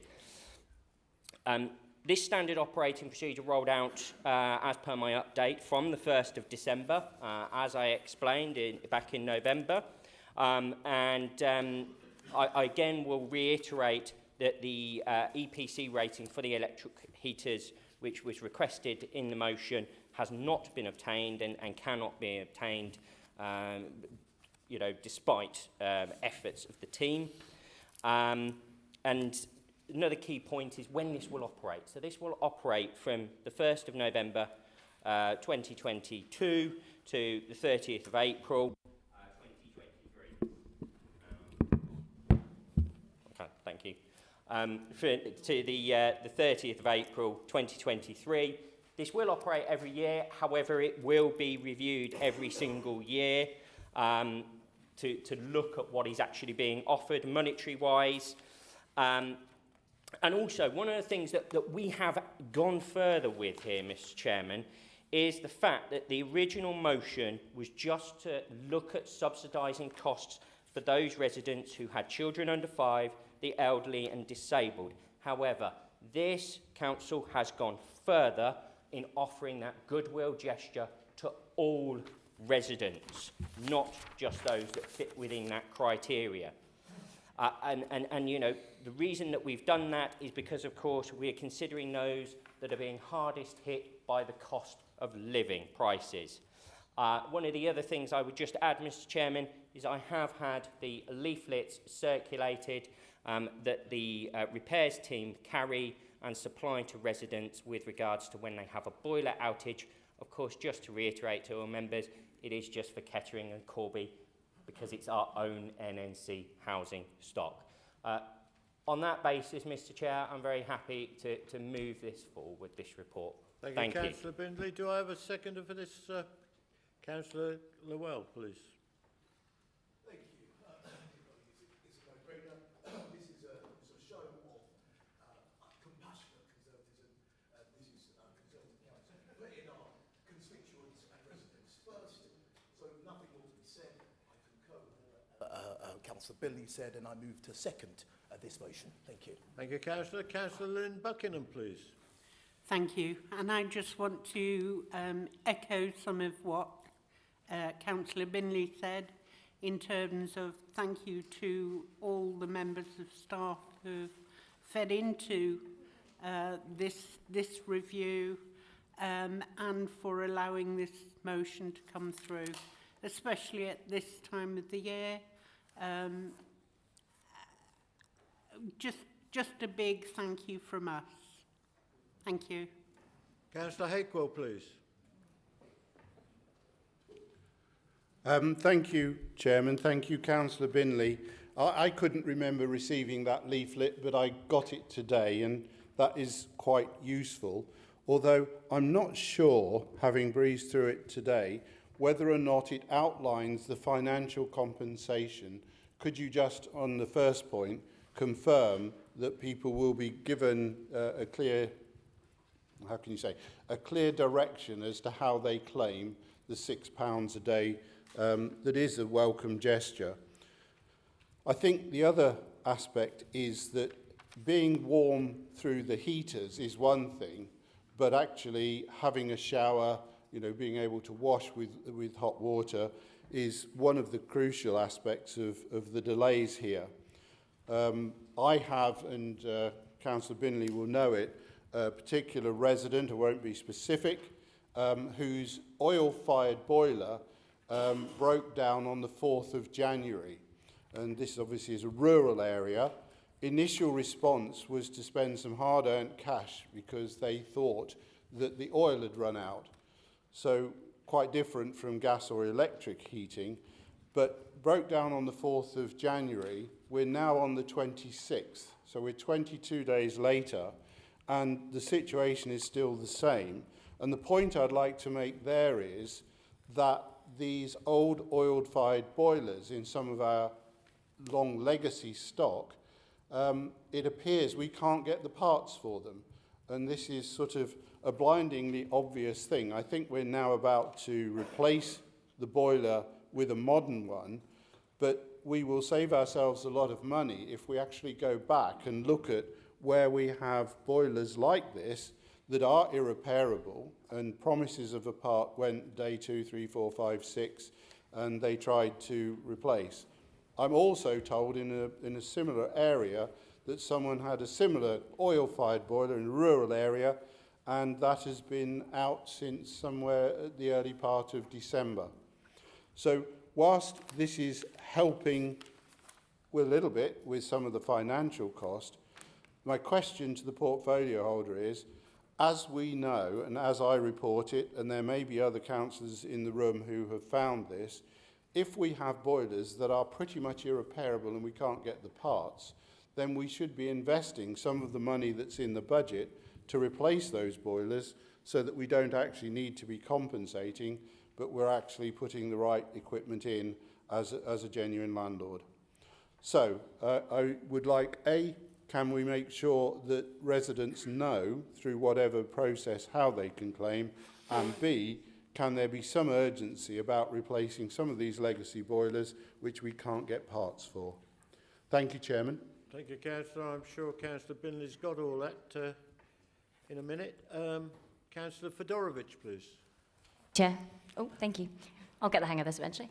I just wanted to say I'm so pleased to see this report come forward thanks to Lynn's excellent previous motion raising this really key issue.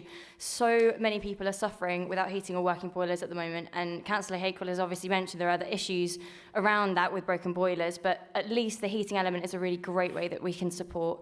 It obviously doesn't tackle the lack of hot water and sort of showers, but it's a really fantastic start. So thank you to the officers who have brought this forward, and thank you to Lynn for raising it. Thank you, Councillor. Councillor John McGee, please. Thank you very much, Chair. Sometimes you've got to give credit where credit's due, and I know I don't do that probably often enough for you lot, but it was a level motion and you went over and beyond. But what I would ask is that we look at the underlying costs, because I'm hoping if we have to give people that money, we will be better at fixing the underlying costs of what's happening so that we put heaters in. And that's, as has been suggested, mainly usually down to boilers that are old, and we put temporary fixes on it, and then we're back 6 weeks later, put another temporary fix on it. So we've got to have a programme coming up where we look at all the boilers, and where they're past their sell-by date, we start replacing them, and then we wouldn't have to be doing this excellent work. Can I just ask one more thing, Chair? And it's not being derogatory or anything, it's just a question. Because one of my residents who quite rightly got some electric heaters because their boiler and heating wasn't working, etc. And then he was told that they don't want them back. And he says, what do I do with them, John? are we just leaving them when we give people electric heaters? We just leave them there. We can't take them back and re-give them out. Surely that's not cost effective. Councillor Smithers, please. Thank you, Mr. Chairman. And again, I absolutely welcome this report. It's fantastic that we've done something, you know, cross-party almost, to find a solution to individuals who do have the unfortunate luck of having a boiler failure. Now, the heaters that are given are very good, like eco-friendly heaters, and I think, Councillor McGee, you are right. I believe we do gift these heaters at the end of the term, so rather than go and collect them, we just give them and keep them, and if they ever have another issue, hopefully they won't, they've got them, or can lend them to a neighbour or a friend who may have an issue. So, you know, welcome this report, welcome the advance on the payments that we're going to be giving to individuals and the increase on the existing old sovereign levels. It's a positive thing moving forward, and I note that your group do recognise that, but thank you. Are there any other speakers before I go back to the mover, please? Thank you. Councillor Matt Binley, please. Yeah, thank you, Chair. I'm just going to start in reverse order. But first of all, thank you to Councillor John McGee.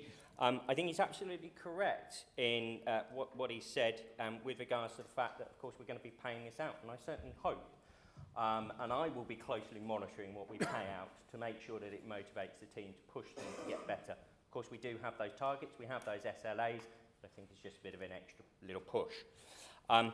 What I would say with regards to keeping the electrical heaters, I would refer to the report 7.1.2, where it does state exactly what the value of the heaters are, what the cost is to the council, how many we left last year with residents. It's not cost effective to us as a council to go and collect them. They cost £6.72 each. If you think about it, we'd then be taking a member of staff, you know, around to potentially go and pick them up, depending on when it gets repaired. Councillor Binley, could you please address your microphone instead of the upper gallery, please? Apologies, Chair. We can't hear you, it's just that... I'll try and project myself even more towards you, Chair, because I know you want to hear me on your birthday. Then going on, again, thanks to Councillor Fedorovic for her kind words. On to Councillor Hakewell, how to claim. That again, that is very, very clear, contained within leaflet on page 2. What to do if my heating breaks down. It tells you who to email, when to do it by, and the fact that you can do it in writing. So I think we've covered that point there quite well as to what you actually do. It even says the period that you've got to make that claim, so on. Showers, yes, you're absolutely right. Showers and baths, unfortunately, it's one of those things when heating breaks down, it's circumstances outside of our control. I think, you know, I've been there myself as an individual in my own home. It's one of those things that, you know, we absolutely do the best that we can to get boilers back up and running as soon as possible. But unfortunately, it is just one of those inevitable things that happens. We have to remember that spare parts, and in fact, Councillor Hakewell makes the point about oil boilers. He's absolutely right. It's a very difficult situation that we have, where we're faced with geography in the rural areas where some of them don't get gas. There is an issue in the industry in the fact that there are not enough engineers trained to service and repair oil boilers. And of course, we do want to look at replacing them wherever feasible. We are waiting still for some guidance from the government as to what they're going to do with regards to switching off the gas supply, and whether we're going to get hydrogen, or whether we will have to go to air source heat pumps. But we are working on that. I would also remember that we have the boiler replacement programme. It is in the budget. It's going through consultation at the moment. We, annually service all boilers. So all of those things are covered. We do the most that we possibly can. So hopefully that's answered everything. And thank you again to Councillor Buckingham. We'll allow you the extra 15 seconds on this occasion, Councillor. Thank you. We'll now move to the vote, councillors. Please use your voting buttons. I'm sure you know what to do. You have 30 seconds to vote. Thank you. Thank you, Chair. The vote will begin now.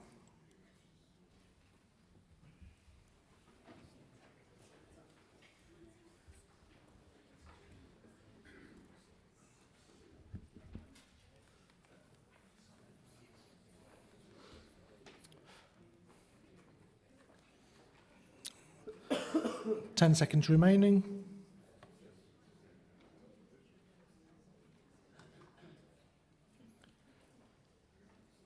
And that's the end of the vote. That's unanimously carried. Councillors, 61 of you. Thank you. Agenda item 13, councillors. Corporate Parenting Annual Report 21-22. Please may I see Councillor Scott Edwards to move this report, please. Thank you, Chair. Children, young people and families at the heart of all we do, in every decision we make and every action we take. This is the Corporate Parenting Board Annual Report from 2021 to 2022. The Board has made significant progress against the challenges set out by Ofsted after its monitoring visit in February 21 and the Trust's improvement plan. We are particularly pleased that young people now have a greater influence in the Board's functioning, and we welcome 2 experienced young people to the Board as permanent members. The Corporate Parenting Board has been strengthened recently and is showing some signs of impact in improving services and support for care leavers. More needs to be done, however, and the Board welcomes this challenge. The Board scrutinises a specific corporate parenting performance scorecard at each meeting, which has prompted challenges to the Trust and its partners in key areas, particularly health assessments for children in care. The Board also focuses on key thematic areas, planned or ad hoc, based on prior discussion, allowing the Board to challenge and oversee services which impact on children and young people. During the reporting period, topics included accommodation and placement for sufficiency, mental health, independent visiting and support for children at risk of entering care. Young people's influence over the Board has increased, and it continues to liaise closely with the Children in Care and Care Leavers Councils. Care experiencing young people have attended the Board to share their experiences, and presentations have featured real experience case studies. Substantial progress has been achieved in meeting the challenges to the Board set out by Ofsted, and the Board looks forward to continuing its evolution. The Board's pledge to young people in care and care leavers was drawn up in conjunction with the Children in Care's Council and is available to view on the Young Northants and the Trust's website. They focus on, we will make sure you are living in the right place. We will help you by physically and emotional health. We will make sure you have great relationships in your life. We will make sure you get a good education. We will help you prepare for the future. We will involve you in developing our services and holding us to account. A single corporate parenting board operates in the county with representation from both councils. It meets every 2 months. During the reporting period, meetings exclusively took place via video link, although now it is face-to-face. The board consists of 5 members from the north and 5 members from the west, as well as various other officers. And the following annual reports were scrutinised by the board during 2021. Fostering Service Annual Report, the Adoption Service Annual Report, the Corporate Parenting Board Annual Report, the Appendant Review Officers, the Looked After Children Health Annual Report, the Virtual School Academic Report.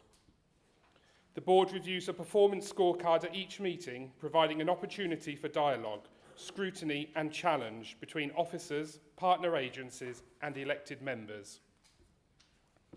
During the year, discussions around the scorecard focused heavily on health assessments performance, with board challenging officers regarding adoption timeline figures, the Fosters Carers Association representing challenging regarding dental check figures, and the board challenging the virtual school regarding the number of children missing education. At every meeting, the board focuses on a particular topic of relevance to care experienced children and young people. Young people, officers and partner agencies are often invited to contribute. Items may also be added to future agendas as a result of discussions held in board. The following provides a summary of the topics discussed at the board during this year. Children and young people's mental health, National Independent Visitors Campaign, Where Do Our Children Live, Education, Employment and Training, Introduction to Mind of My Own, Health Assessment Performance, and wider support for children and families. Officers and elected members make every effort to include young people in the board's functioning, whether by inviting them to attend in person or provide materials such as videos or artwork. Materials prepared for the board are written in a young person-friendly format wherever possible. And the board liaises closely with the particular groups, the Children in Care Council, the Care Leavers Council, and the Shooting Stars Group for young people with special educational needs or disabilities. Like any good parent, the Corporate Parenting Board celebrates the achievements of children. Every meeting includes a slot in which stories of children of young people's successes are shared, and all receive a certificate and a shopping voucher in recognition. These achievements include high-level accomplishment, such as having written work published or securing first-class degrees. But the board also celebrates those small steps which cumulatively adds up to significant progress. This has to be added achievements as simple as being to attend school regularly or engage with their social worker. Thank you, Councillor. I'm quite finished. Well, I am. You're about 5.5 minutes, but very, very quickly then, because I'm sure we all want to hear it. Okay, well, I'm sure you've all read the report anyway, so it is a fantastic report. And I would particularly like to thank those members that do attend the board, particularly Councillor Jill Mercer and Councillor Laura Lorman, and just to say that it would be fantastic if all those members that are supposed to be on the board do actually attend. Thank you. Councillor. Is there a seconder for that, please? Councillor Laura Lorman. Thank you. Any speakers? Councillor Leanne Buckingham, please. Chair, you were very gentlemanly there, waiting patiently.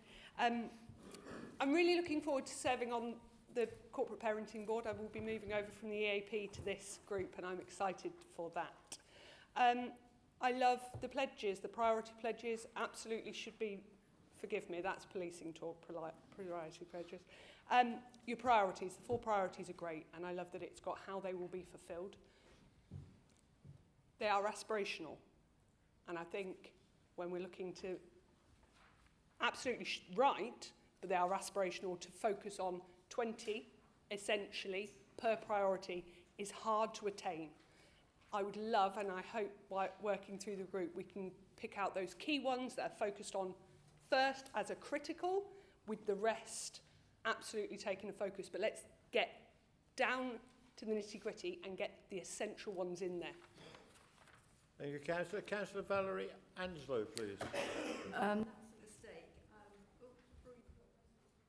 So I wanted to speak on the next agenda item, so it's a mistake, I'm sorry. Okay, thank you. No problem. Councillor Dorothy Maxwell, please. My question is, how can we encourage more people to take up fostering children? Thank you. That will be answered in a minute, I'm sure, within his 5 minutes. 3 minutes, I'm told. Councillor Laura Lorman, please. Thank you, Chairman. We had a meeting yesterday afternoon of the Corporate Parenting Board, and if anybody ever has been part of that, it is absolutely fantastic. And the best thing in between is when we have the young people talk about their own achievements.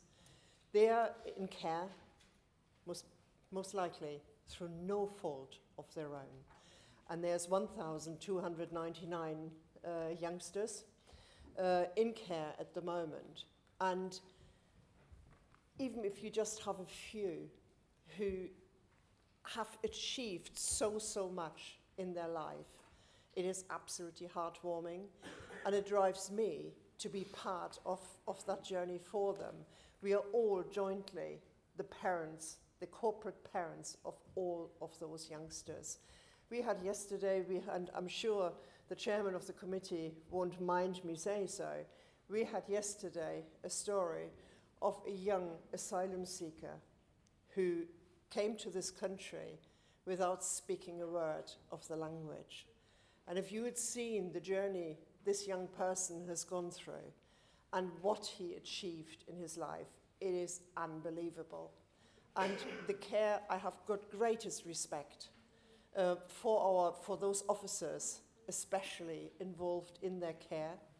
And with fostering, I think when I have sat next to a lady who's been fostering, I think, for about 30, 40 years, she couldn't even count how many children she's had in her time. It's an absolute fantastic achievement those youngsters have.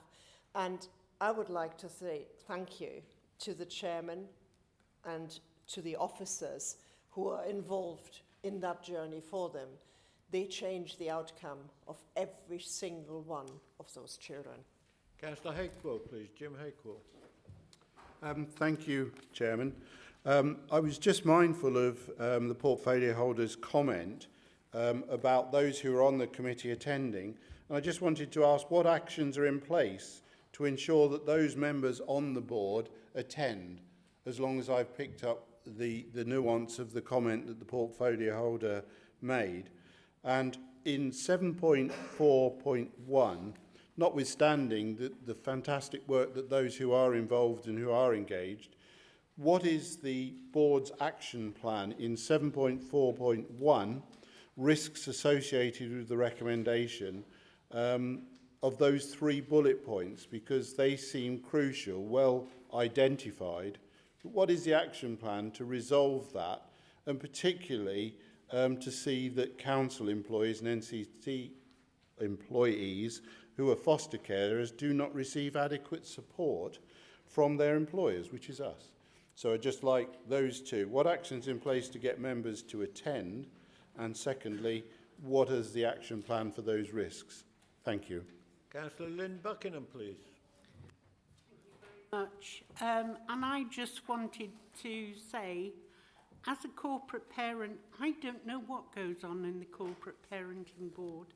So how can we get to know these stories? Because it's all right for Councillor Lawman to stand up and say, if you'd have heard that journey or seen that journey, I'm a corporate parent too. I want joint responsibility, please. Thank you. Councillor John McGee, please. Thank you, Chair. I've just been warned not to touch the button again there, which I didn't. Chair, it's absolutely right to praise what happens with some of our children and the path that they come through, and some of them do absolutely fantastic. But we do recognise there's still a lot of work to do. If you look at the percentage of our looked after children that end up in the penal system, it's horrendous. It's horrendous in this country, and it's horrendous in this authority area. And I know it's a priority for you, and I'm hoping next year we actually get some figures about how that's coming down. And then we look at our looked after children, and it's a hard to reach look after children that don't get the education they need, don't get the dentistry work they need, don't get the help and support. Councillor Leanne Buckingham spoke about priorities, and there's lots in there, but we know, and they've been the same priorities, because I used to chair a corporate parenting board about 20 years ago, and it's got a lot better then. Then, you know, they moved about with black bags rather than getting help and support for stuff to move about with. It's got a lot better in some areas, but when we look at the amount of young people that are looked after and in the system that end up in the penal system, that's not good. And I know we're trying, but I would like to see some figures. And one more quick thing, Chair. It does mention in the report about something that I've banged on about for many, many years, both here and the old authorities, apprenticeships for our looked after children. I just mentioned it in there and I'm grateful for that. But can we have some figures? What's there now and how many are we going to try and help in the future to get apprenticeships within the council and within the organisations that we work closely with on the highways, etc. And having the numbers would make me feel a lot better. Thank you, Chair. Thank you, Councillor. Back to the mover, please. Councillor Edwards.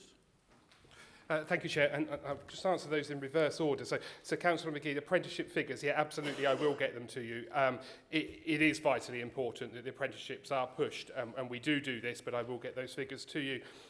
It's not perfect. I said at the beginning there is still a lot more to do. I'm glad you recognise the improvements, but we're not resting on our laurels. We will move forward with this and make every child that is in care a top priority. Councillor Buckingham, this is the second annual report, so I'm not sure if you weren't here at the last annual meeting that we had, which I think was in East Northants actually. But what I have said to the trust is that we do need to actually publish these celebrations and stories of real life stories that happen. So we are planning on doing a newsletter that may come out once every 6 months or so to be able to do that. Councillor Hakewell, actions in place for those that don't attend the meeting. So I have been told tonight that one of those has now been replaced. So I welcome them on board, and we are looking to replace the second person as well. Personal circumstances may mean that they cannot attend. The meetings do meet at 4 p.m. Because that's suitable for our young people that attend as well. So I know there may be some issues in there, but that will be sorted by March, which is the next meeting. And 7.41, the risks. So we have talked about this, and we've talked about being a foster caring friendly council. So we're looking at this in the moment to see what we can do for all employees of Northants Council to become foster friendly, and what we can do to help them with that. Councillor Lawman, thank you very much. It was great to see you yesterday, and it was a really productive, helpful and supportive meeting. You'll know that actually there was a representative from the LGA there last night, as we are going through a review in March of that, and her comment at the end was that it was one of the best corporate parenting meetings that she had attended. And that's down to everybody that's there. I won't take the gratitude for that, but that's everybody that contributes and everybody that researches and everybody that scrutinises and asks those questions. Dorothy, fostering, encourage, absolutely. Well, that's down to us all. I'm sure we know many, many people out there, or we all use social media, or most of us will use social media that we can push to get more foster carers on board.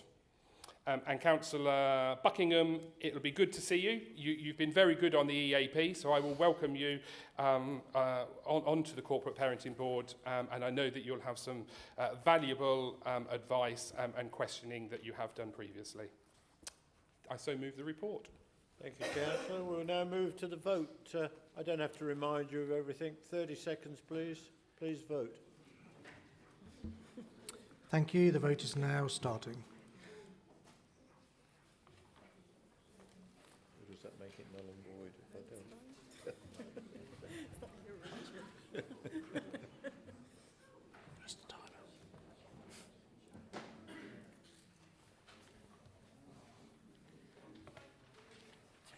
10 seconds remaining.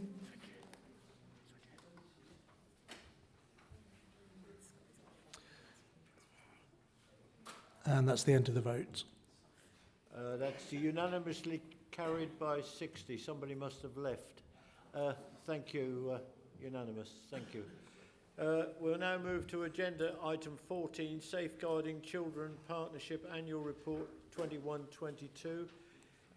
Please may I see Councillor Scott Edwards, who has 5 minutes to complete this. Thank you.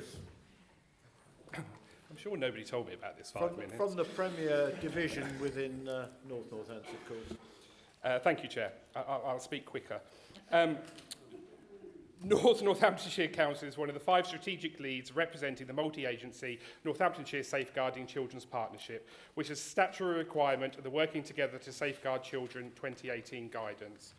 The purpose of the partnership is to safeguard and promote the welfare of children in Northamptonshire.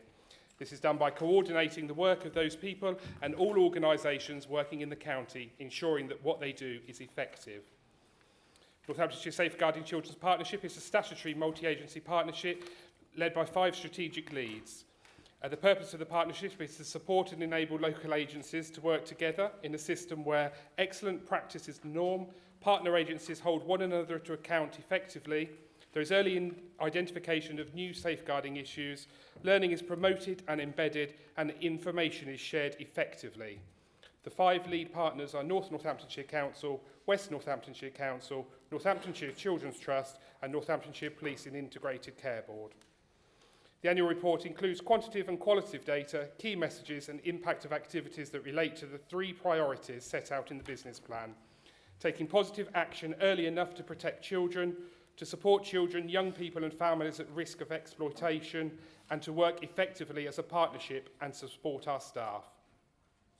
Plans for 22 to 23 are set out on page 14, which I'm sure you have all read. There were 43,393 initial contacts received in children's social care across 21 to 22. That's more than 2,000 more than in 2021. 63% of care leavers were in education, employment or training compared to 59% the previous year. Data shows a pattern of fluctuating demand experienced during COVID lockdowns and school closures, and as the pandemic restrictions lifted, Northamptonshire Children's Trust had seen an increase in the number of safeguarding referrals. The referrals sent into the MASH present more complex issues experienced by families and children because of the impact of lockdown, combined with a reduction in support network and services available. In addition to that, as a direct result of COVID-19, Northamptonshire is seeing the impact of poverty, anxiety, non-school attendance, poor child and adult mental health loss and bereavement that have contributed to an increase in the number of families requiring support to complexity of needs. Northampton's Children's Trust Help has been redesigned as children and family support services with a focus on developing and supporting the partnership to provide more effective early support to families. A multi-agency early help partnership has been developed and will be most multi-agency and managed by the Trust. The Early Help Partnership Board will report to both the NSCP and Children and Young People's Transformation Delivery Group as part of the integrated care system. The priorities are clearly set out in the report, and I do so move this report. Thank you, Councillor. Seconder, please, Councillor Dorothy Maxwell. I would like to second this excellent report. Thank you. Thank you. Councillor Anne Lee, please.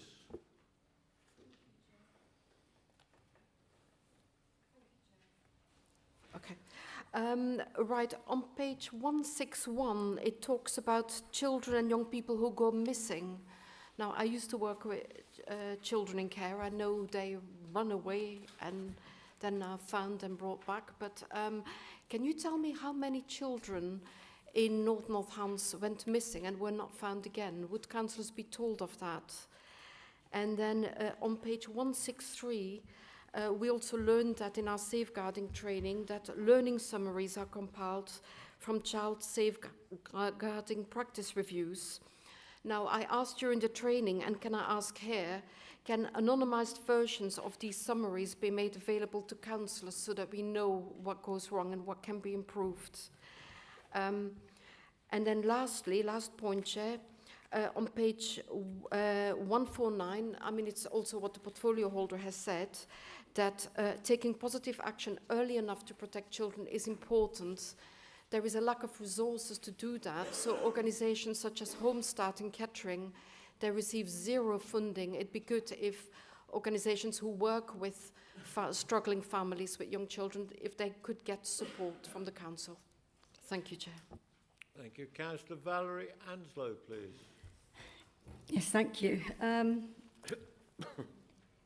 As a corporate parent, I'm concerned by the statistics on page 165.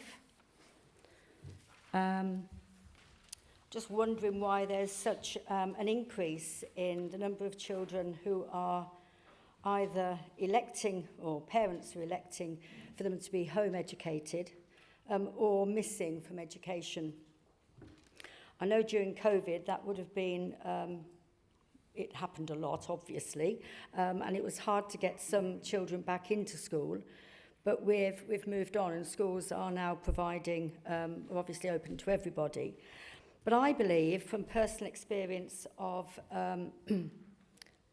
families who have been in touch with me as counsellor, that children who have got special educational needs are probably disproportionately part of those numbers. Is this due to the fact that it takes such a long time for educational psychologists to visit and to assess? Although I do see on page 166 that the number of reports have been increased and it is getting better.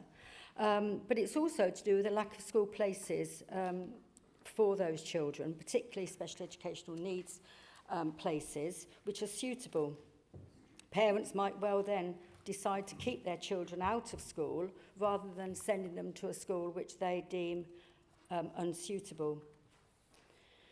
And it fits in with the safeguarding, because children who are not in school may be at more risk. Schools are good places for children to, for safeguarding issues to be identified, and if children are out of school, then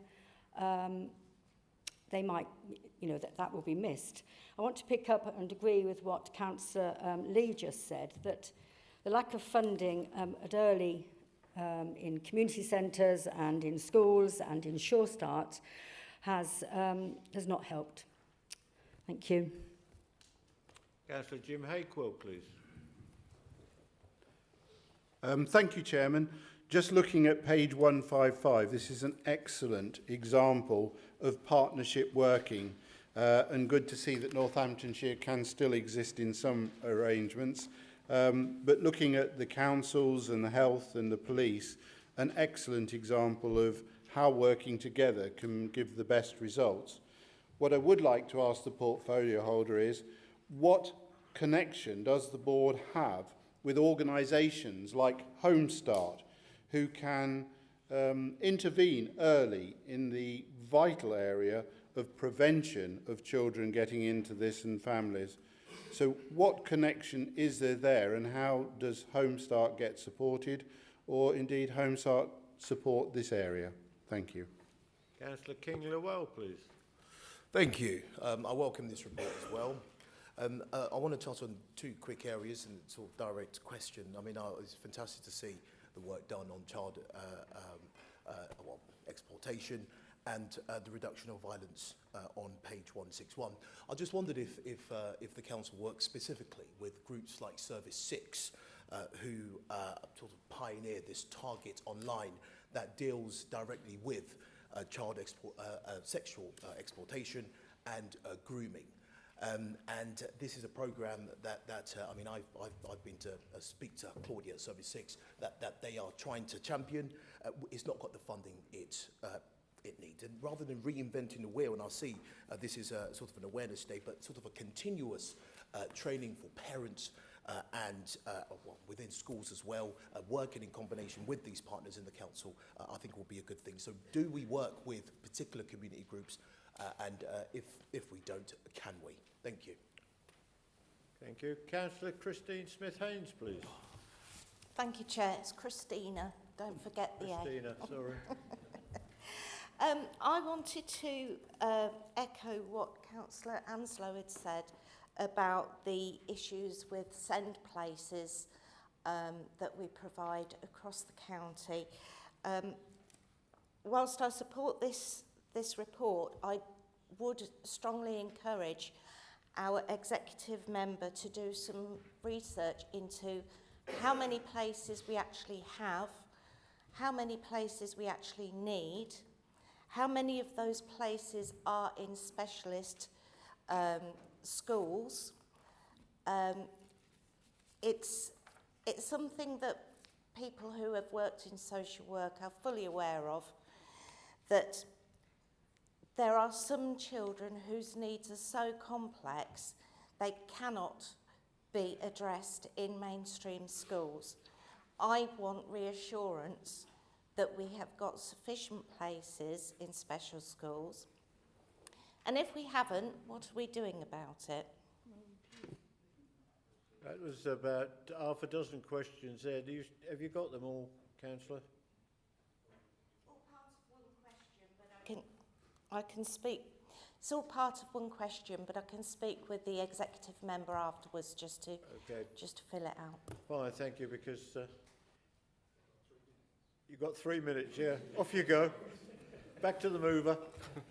Well, thank you very much. Dorothy, thank you for setting in it. Councillor Lee, the number of missing children and not returning, I will come back to you with an exact figure with that. But yes, we can publish the reports as long as they are anonymous, the case studies. Councillor Anslow, the elected home education, please remember that this report is April 21 to March 2022. In January of 2022, we had schools with a huge surge in COVID cases that a lot of parents then opted to have their children home educated. EHCPs, you will know, have increased, and we've done a fantastic job with doing that. And the special school places, absolutely agree, and that is something we're working on now, and we are working with mainstream schools, we are working with secondary schools, and you will have seen the last executive, we actually, in your hometown of Wellingborough, have increased capacity at the school there. Safeguarding is paramount, absolutely, and it's up to us all to safeguard. You talked about the Sure Start. I'm sure you welcome the family hub money that is now coming into Northants. Councillor Hakewell, absolutely, we should all work together. I know you're a good advocate of Home Start in Kettering, and I know Home Start in Kettering, as well as in other areas of Northants, do a fantastic job, as do a lot of other organisations. But yes, you are right, we should tap into them to make sure that they can support us in any way that we can. Councillor Llewell, Service 6, I don't know, if I'm perfectly honest, if we currently work with them, but I will find that out and come back to you. And Councillor Smith-Haynes, SEND, if you ask my Director of Children's Services, Anne-Marie, you will know that every time we have a one-to-one, which is probably about 3 times a week, SEND is on the agenda for that. We are increasing places with that, with the increased amount of EHCPs that are coming through. It is top of our agenda. It's probably the top #1 thing that comes through my mailbox as well. So absolutely, it is a priority for us. So I do move this report. Thank you, Councillor. We will now move to the vote. As usual, please, 30 seconds. And the vote is now commenced.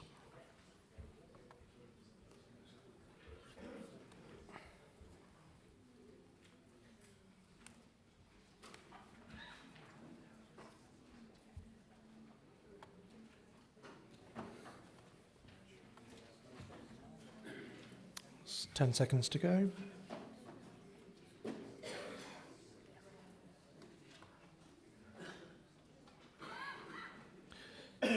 And the vote is now finished.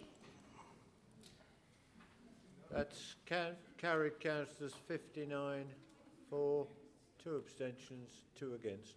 Thank you. Agenda item 15.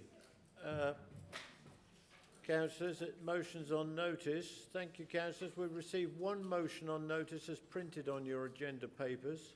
Please note I expect all contributions to be concise, and please respect the time limits that apply. Mover of a motion is up to 5 minutes maximum. All other contributions are 3 minutes maximum. Thank you. You have it all written before you. Thank you. Please may I see Councillor Leanne Buckingham to move the motion. Thank you very much, Chair. I'm not going to probably spend the whole 5 minutes. I think the motion is very clear to see, but there are some points that I will touch upon. Firstly is the definition, because that's what it needs to be. So the Consultation Institute defines consultation as the dynamic process of dialogue between individuals or groups, point 1. Point 2, based on a genuine exchange of views. Point 3, with the objective of influencing decisions. So that's the aim of consultation. Absolutely, it's written in law that when you're changing certain things, you need to consult. Not on everything, I understand that. This council has sent out a lot of consultations, a hell of a lot of consultations, rightly so, but I would say they're probably in the most minimal form and sometimes in a scattergun approach. We need to go further. Simply sending a link out for people to send online responses doesn't necessarily mean that we're listening. When we're doing consultation, we need to consider who are our interest groups, and let's go to them and speak to them, because actually, even if we're going against the decision, we have an opportunity to influence their knowledge and our constraints. Of course, at some points we're going to have difficult decisions to make, understandably, but we need to have that proper dialogue. Simply sending a link out is not enough. Whenever we're doing any decision making, we need to consider the risks and the benefits.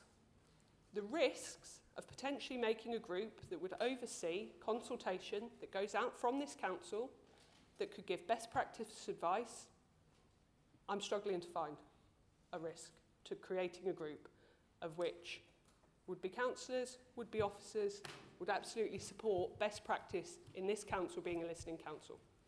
The benefits, I can see many. It would give us a structured strategy of consultation. It means that 5 departments won't have consultation out at the same time. It means that our public will have the time to respond. It will ensure we engage with all stakeholders properly, not just digitally so that they take the time, but in fact, we take the time. It means that we're properly going to listen, and who wouldn't want that? There have been many consultations where there's been confusion. And we can say, cross-party, we are able to work together. We are able to make positive change. This is a minimal one, very minimal one. Many consultations have been confusing for us as councillors. Just take some of the school consultations. Cross-party, we said, actually, the question was probably confusing. This panel would be able to oversee those questions and see if we are confused. Absolutely, mistakes might still happen. Interpretation will make differences. But it gives another level of cover for this council to say we're doing the best we possibly can. Thank you very much, Chair. I move. Thank you, Councillor. Councillor Lynn Buckingham, you're out of sync on my list, but I believe you've come back now. I believe you want to second this motion. Correct. I would be proud to second this motion, and I would like to reserve my right to speak until later. Thank you. Thank you, Councillor. Councillor Colquhoun, please. Thank you, Chair. Pardon me. I fully endorse this excellent motion put forward by my colleague. I would, however, be a bit less conciliatory than Councillor Leanne Buckingham, who says that North Northampton Council believes in being a listening council. I would come back to that one. But in the first paragraph, Councillor Buckingham defines consultation. A very excellent definition, I think. When I worked in industrial relations, our definition of consultation, our definition of consultation was meaningful dialogue, nice and succinct. And I believe that meaningful dialogue is absent or lacking within this council. I think it's quite clearly shown itself that consultation has not produced the desired effect. We saw the consultation process with the green waste situation. We saw it with the taxi fare increases. We're undergoing further harmonisation, I believe, and consultation is desperately needed. We have a consultation process going on at the moment, I believe, which is lasting for about a week. And I believe Councillor Pengelly picked on this a few days ago. Several of us weren't told for about 2 or 3 days until the consultation period had actually gone into effect. So I fully agree that we should have a consultation panel and that it should be cross-party, not only cross-party, but with a reasonable political balance. There certainly has to be a more robust consultation process, and one that does the job. Thank you, Chair. Thank you, Councillor. Councillor John McGee, please. Thank you, Chair. I know it's getting late, but this is extremely important. I'm not going to stand up here and say that every consultation this council's done is horrendous. It's not. There's been some good parts of it, but we want to make it clearer. We want to make it as clear as possible, and this motion, working across party, and let's be realistic, tonight for the first time I feel as if we've done a lot of that. And I'm always a bit happier when that happens. I don't want to be up here being the boo-hoo politician. That's just a waste of time in my opinion. What we do want to do is work across party and get this done together, because having good practice like that will make a difference to our residents and the outcome of any consultation. Because I've said in many times in this council and others, we sometimes expect people to come to us when we consult. It's good to go out there. I was out, obviously, I'm sure all councillors do it. We've got a consultation and a budget out. I was out talking to groups today about, and that's how we consult if we put any budgets forward or tentative budgets in the future. We go and talk to people. And one of them said to me about the consultation just now, it's an online consultation. I've tried 3 or 4 or 5 times. I can't get it done. It doesn't allow me. That's worrying, because that means people are missing out on consultation that want to be involved, and it doesn't give us a true feedback.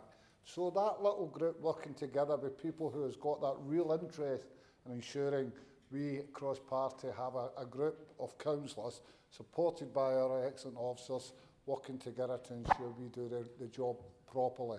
I'm not saying we're not doing it well just now, but everything can be better. So, Chair, I hope as cross-party groups here that we support this motion. Thank you. Councillor Jim Hakewell, please.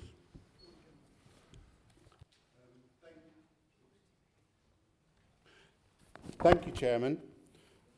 I'm fully in support of this proposal as a Democrat, as we all are.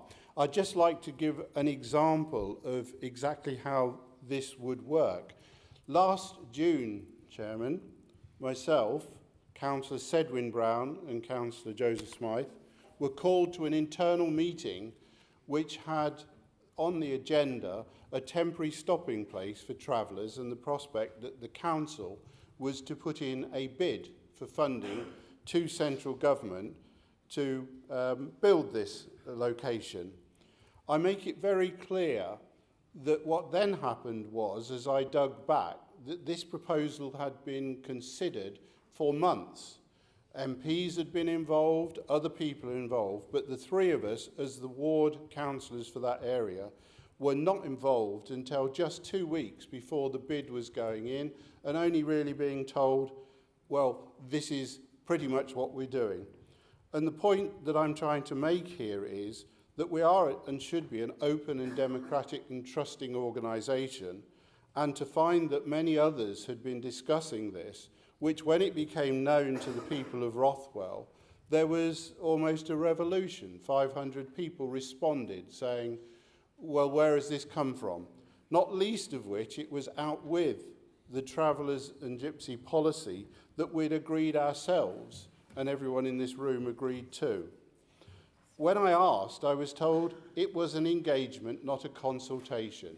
And therefore, I hope this panel will be set up and we can actually understand what an engagement on a significant subject like this is and what the difference is between a consultation, so that ward councillors can be taken into the confidence of the council and things done properly, not least of which consulting with the community.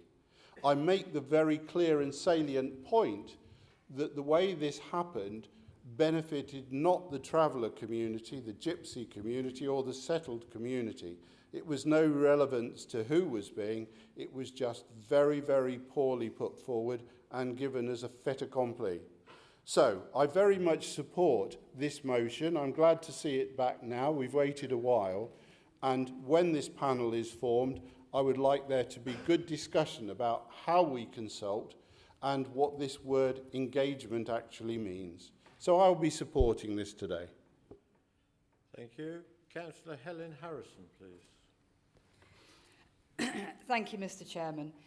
Consultation is, of course, incredibly important to this council and to any organisation like ours. And I believe that we do high-quality consultation. I think there's a feeling that after a consultation, if we don't then make the decision that accords with what people are saying, that means we're not listening to the consultation. That actually isn't the case. We obviously have a great many things to take into account when making a decision, and that consultation is always a big part of that, and those comments and views are taken very seriously. To me this looks like consulting on consulting, and I'm very worried that it's going to slow down the process of getting things done in the council. It's already quite frustrating, to be honest with you. It's very right that we have processes that we have to go through, but it takes a long time to go from making a decision to getting things done, and I think this will further slow that process down. I would much rather that if people are finding consultations are not working for their residents or are not working for them, that they feed that back in. So, for example, a large consultation that's just taken part in my own portfolio, the consultation on adult social care provider services, has just come to an end. And I'd very much welcome anybody coming back to me if they have any or had any problems or have any comments on that particular consultation, because I would like our consultations to be as good as possible. But I can't support this motion simply because I think we need to be slick as an organisation. I believe we're engaging in consultation correctly, and I'll always be ready to take on anything that anybody has, any feedback anyone has on those consultations. Thank you, Mr. Chairman. Thank you. I'm going to address you about the guillotine in a minute, but Councillor Smithers first, please. Thank you, Chairman. Look, I believe our consultation process is certainly robust and fit for purpose. It allows this council to move quickly and be lighter foot on the way that it transacts its business. I think if there is an issue with consultation within the communities and members are having that fed back to them, we're absolutely more than happy to listen and to work out a way of improving. However, I think we need to get on with council business. We need to ensure that consultation is fair, fit for purpose, which it is. There is an opportunity, again, through the EAP groups, where if people have an issue with consultation, that they can raise it in the EAPs and try and shape that consultation on a particular piece of policy that might be coming forward. So on that basis, that I cannot support this motion. Thank you, Mr. Chairman. Thank you, Councillor. Now we're coming to... we've got about 10 minutes to go until the witching hour, as they call it. I'm minded that I've got 4 speakers left who should be fairly brief because 2 are the mover and the seconder. I would suggest we finish this item and then we whip through the questions and answers as quickly as we can. It never seems to take too long, and that'll be the end of the meeting. But I'll just ask the legal officer to explain to you what should happen now. Okay, so it's an automatic guillotine, so the chair has to draw attention to it and we have to take a vote on it. So the chair will seek a mover and seconder as to whether we should continue the meeting, and will subsequently take a vote without discussion whether to continue the meeting. So if the vote's not carried, then the items will be adjourned to the next meeting of council, or otherwise subject to urgency provisions. If it is carried, then the chair will determine the new guillotine time. So what I would propose now, Chair, is that you seek a mover and seconder as to whether to continue this meeting. Mover and seconder, please. Mover. Councillor Laura Lawman. Seconder, please. Yeah. Councillor King-Llewell. Till when?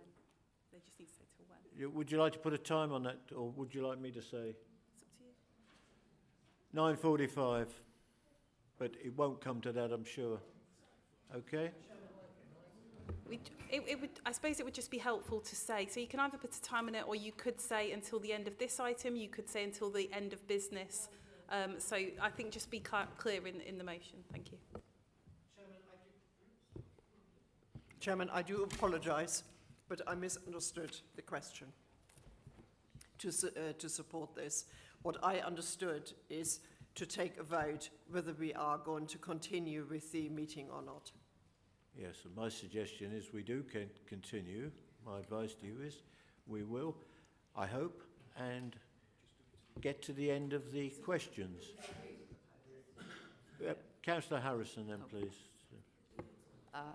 I propose that we continue the meeting through to the questions, but that we have a cut-off time of 9:30. Thank you. Is there a seconder, please? Councillor Brackenby. Let's put that to, we go straight to the vote, please. Those in favour? I don't think we need the electronic, do we? No, that's fine. Those against, please. Abstentions? That's well carried. Thank you, councillors. Let's carry on. The next speaker is Councillor Fedorovich, please. Thank you, Chair. I'll try and be quick. Consultation and communication has long been something that all councils, in my opinion, need to continue to improve and refine, and putting some dedicated resource behind this, I think, is an absolutely fantastic idea. Better consultation will increase trust in this council, which is so important for getting members of the public to engage with us and make sure that people are fully heard, which I actually don't think they are being at the moment, based on the feedback that I have had personally. Mainly because most people, or many people, don't always want to engage in the ways that we lay out. So that's something that I think we could take into account. This motion also doesn't suggest that this has to be a long-standing group, but it means that we could dedicate resource to improving this until it is in better shape. So I wanted to thank Leanne for raising such an excellent point, and I'll be glad to support this motion. Thank you, Councillor. Councillor Philip Irwin, please. Thank you, Chair. So I've done a little bit of Googling. I tried local authority consultation panel and 0 results. Then I tried council consultation panel and I didn't really find anything very useful there. So I was just wondering whether Councillor Leanne Buckingham could just clarify as she sums up exactly what local authorities have benefited from an additional level of bureaucracy like this. Thank you. Thank you, Councillor. Councillor Lee Wilkes, please. Thank you, Chair. Yeah, I can't support this, but we seem to be trying to slow the business of the council down and having meetings for the sake of it. I actually wonder if the problem here is that councillors aren't quite aware, some councillors aren't quite aware of actually how the consultations are run. So Councillor Calhoun said he thinks that there might be a consultation on at the moment. Of course, I would urge all councillors to be aware of the consultations that are running, because otherwise it's difficult for us to assist our constituents. Councillor McGee said that he's got a constituent and that constituent can't get involved with the consultation because they can't follow the link. But it's important that all councillors realise that, of course, the consultation can be filled in online if somebody wants to. If they can't get online, they can go to any of the libraries free of charge, and the library staff will help them to get online. If they don't want to do it online, filling in the questionnaire, they can get a copy of it to fill in and then post it back. They can call the council, of course, and get help. All of those numbers are advertised on the website. In addition, the public don't have to do it themselves. They can hold their own group discussions, and I know I've got constituents that do that now. Have their own group discussions. The beauty of doing that is that then they can feed back a group facilitator's general group feedback, and they can do that online, or again, they can do that by downloading the PDF. I've sent people the PDF, or they can email it, or they can send it in the post. So there are lots of different options, of course, with the obvious ones for having them in easy print, large print. So I wonder if this has been bought simply because councillors aren't fully aware of all of the different ways that people can fill this in. So I would just urge all councillors to bring themselves up to speed, because it's the best way of helping our constituents should they be struggling. Thank you, Councillor. We're now back to the mover and seconder. I'm going to deal with the seconder first. Councillor Lynn Buckingham, please. Thank you very much for coming back. The reason we've brought this is really about trust, because our own constituents have told us, if you're not listening to us or not listening to us in a meaningful way, and it needs good qualitative data as well as quantitative data. So it's not just about the amount of people that respond, but the quality of that, you know, sort of asking the right questions. And I know that it's been said that this would be putting in a level of bureaucracy. And obviously it's the opposite. It's making sure that consultations are just that, meaningful.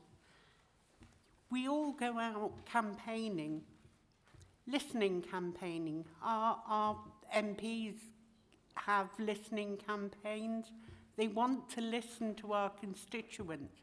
Well, maybe they should do that by email or on the website or whatever. What meaningful consultation is really listening and understanding what we're asking of our constituents.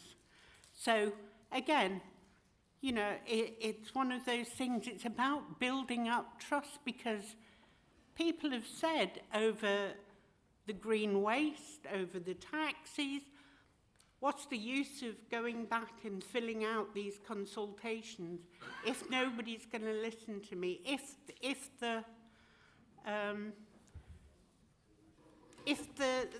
you've answered the question before we've started. Thank you. Councillor Leanne Buckingham, please. Thank you very much. Lots of comments there to come on. Seeing as you've turned around and we're looking eye to eye, it'd be lovely for me to respond to you face to face. Isn't it wonderful that we could be groundbreaking?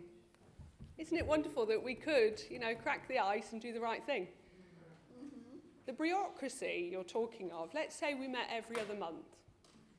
Let's say there's 8 councillors. Let's say it takes an hour.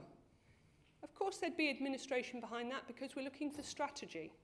We're looking for strategy that hits the right people at the right time with the right message. Informing them of what we're planning on doing, asking them for their views. It's not a horrible thing to do. Is that not what we're here to do? I mean, we are all happy to go and march on the street and knock doors because we can be bothered. There isn't really a bureaucracy element to this. It would be good practice not to send out 4 consultations in the same week.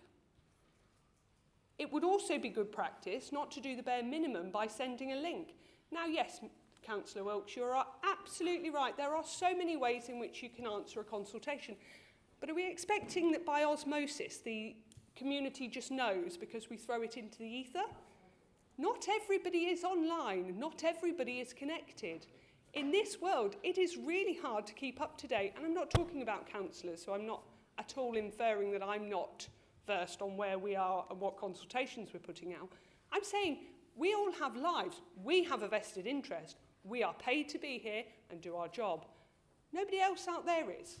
All I'm saying is, let's look for other ways to engage with people. Let's take our community on the journey with us.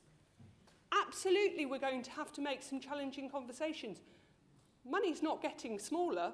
Apparently, it grows just by leaving it in a bank. But instead, our budgets are getting smaller. We are removing where we have money. Only this week, I learned that some money's been taken out of our school's budget, not our school's budget, because they're shrinking it in central government and calling it something else. We are having to do a harder job because somebody else is making decisions with our money. We then ask our constituency to pay more. And yet we can't be bothered to send 8 councillors every other month to hear what we're asking questions about the money we're spending for them. Poor show, poor form. I look forward to those who decide to go with us, because it looks like the front bench is scared. It was quite funny to see the front bench sharing messages up and down. I can lip read. You sent it to the very front to ask some people up there to make changes.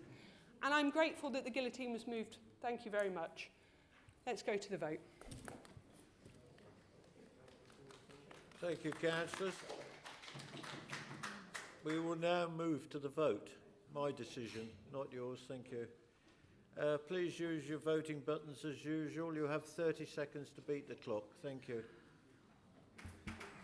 Thank you, Chair. The vote is now starting.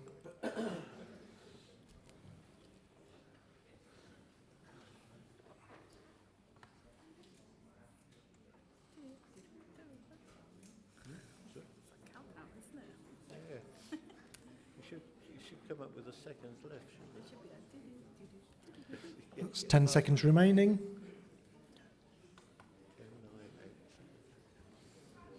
One abstention at least. And the vote is now finished. That is not carried, councillors. 17 votes for, 1 abstention, me, I have to say, and 42 against, so it is not carried. Thank you. We will now move on to the questions, councillors' questions submitted by councillors. Paul, could you just outline the way we do it, please? Sorry to catch you on the hop. That's all right. No. So the questions have been submitted. The councillor can read their question out if they wish, or they can just say as read. The response has been provided, and again, the executive member or whoever could read out their response or just say as read, and then the questioner gets offered the opportunity of a supplementary question based upon the response from whoever. Okay. Thank you. Question number 1. Councillor Fedorovic, are you keen to ask a supplementary question, please? Not for question 1, thank you. No, that answer's perfect. Thank you very much. Let's whip through these. Question 2. Again, would you like to ask a supplementary question, please, councillor? Yes, please. Thank you, Chair. I just wanted to raise, can we please just also ensure that the relevant biodiversity training or other relevant training is cascaded down to all levels of staff, including temporary gardeners and staff, as I've been made aware that this may not actually be happening. So thank you very much. Councillor Pentlow, please. Thank you, Chair, and thank you, Councillor Fedorovic, for that supplementary question. I'm very happy to go away and look at that with officers. Thank you. Thank you, councillor. Question 3. Councillor Armour, please. That question falls, Chair. That question falls at this stage because she not here. Please, question 4. Councillor Dalziel, would you like to ask a supplementary question? Yeah, thank you, Chair. It's Councillor DL, but I'll answer to Dalziel as well. Yeah, thank you. I would just like to thank Councillor Harrison, because we had some communication just on the warm spaces, and she very kindly pursued the issue around funding for me on behalf of the Beanfield Community Centre. So thank you, Councillor Harrison. But I just wanted to also just mention that community centres play a huge part in the warm space provision. No, I just wanted to just say, and I just want to say thank you to the community centres for doing that. That's all. Thank you. What was the question? There wasn't. Was it? There was no question there then. Thank you. Then got it in. I don't call on Councillor Harrison to reply. Question 5, please. Is Councillor Riley here? Yes. Oh, there you are. Yeah. Okay, would you like to a supplementary question, please, Councillor? Thank you very much.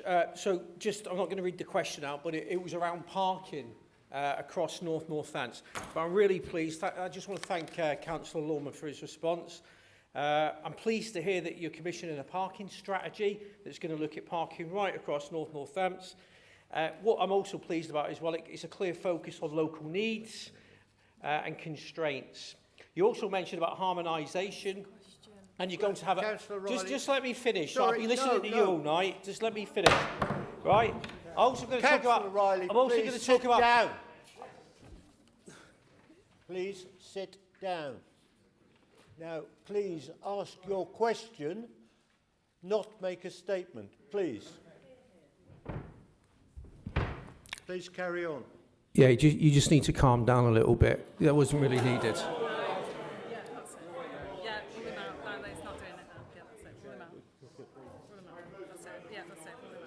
Councillor, I rule that out of order and we will move on to questions 6. Thank you. Councillor Pengelly, would you like to ask a supplementary question, please? Can I thank Councillor Smithers for his response to this? I just want to ask Councillor Smithers if he agrees that we should do what we can to support the BBC, and especially the local BBC, and if all members, if they could, subscribe to the likes of the Evening Telegraph and the Northants Journal, and if you've got any organisations, get some sponsorships on Corby Radio. All these local media platforms help the council. Thank you. Councillor Smithers, respond. Thank you, Councillor Pengelly. And obviously, as I do, I recognise the importance of the BBC and the various news channels across the area that cover Northamptonshire. However, the request to ask members to subscribe to various news channels, unfortunately, is beyond my gift. However, you know, I subscribe to various channels myself, but it's down to individual members to subscribe to whatever they wish, and that doesn't take away the importance of the BBC and other local media channels. Thank you, Councillor. Question 7, Councillor Lynn Buckingham. Do you have a supplementary question, please? Yes, I do. I would like to thank Councillor Graham Lawman for his response. And also like to ask, could we have copies of the programmes for road markings in the future as these are being done? Councillor Graham Lawman, please. Thank you, Chairman. We can certainly try and liaise with Cllr to ensure that these information, which, to be honest, used to come out in the old contract, but they are sorting out for the new contract, is sent to all councillors on a regular basis. Thank you, Councillor. Thank you. Question 8, Councillor Lynn Buckingham. Do you have a supplementary question, please?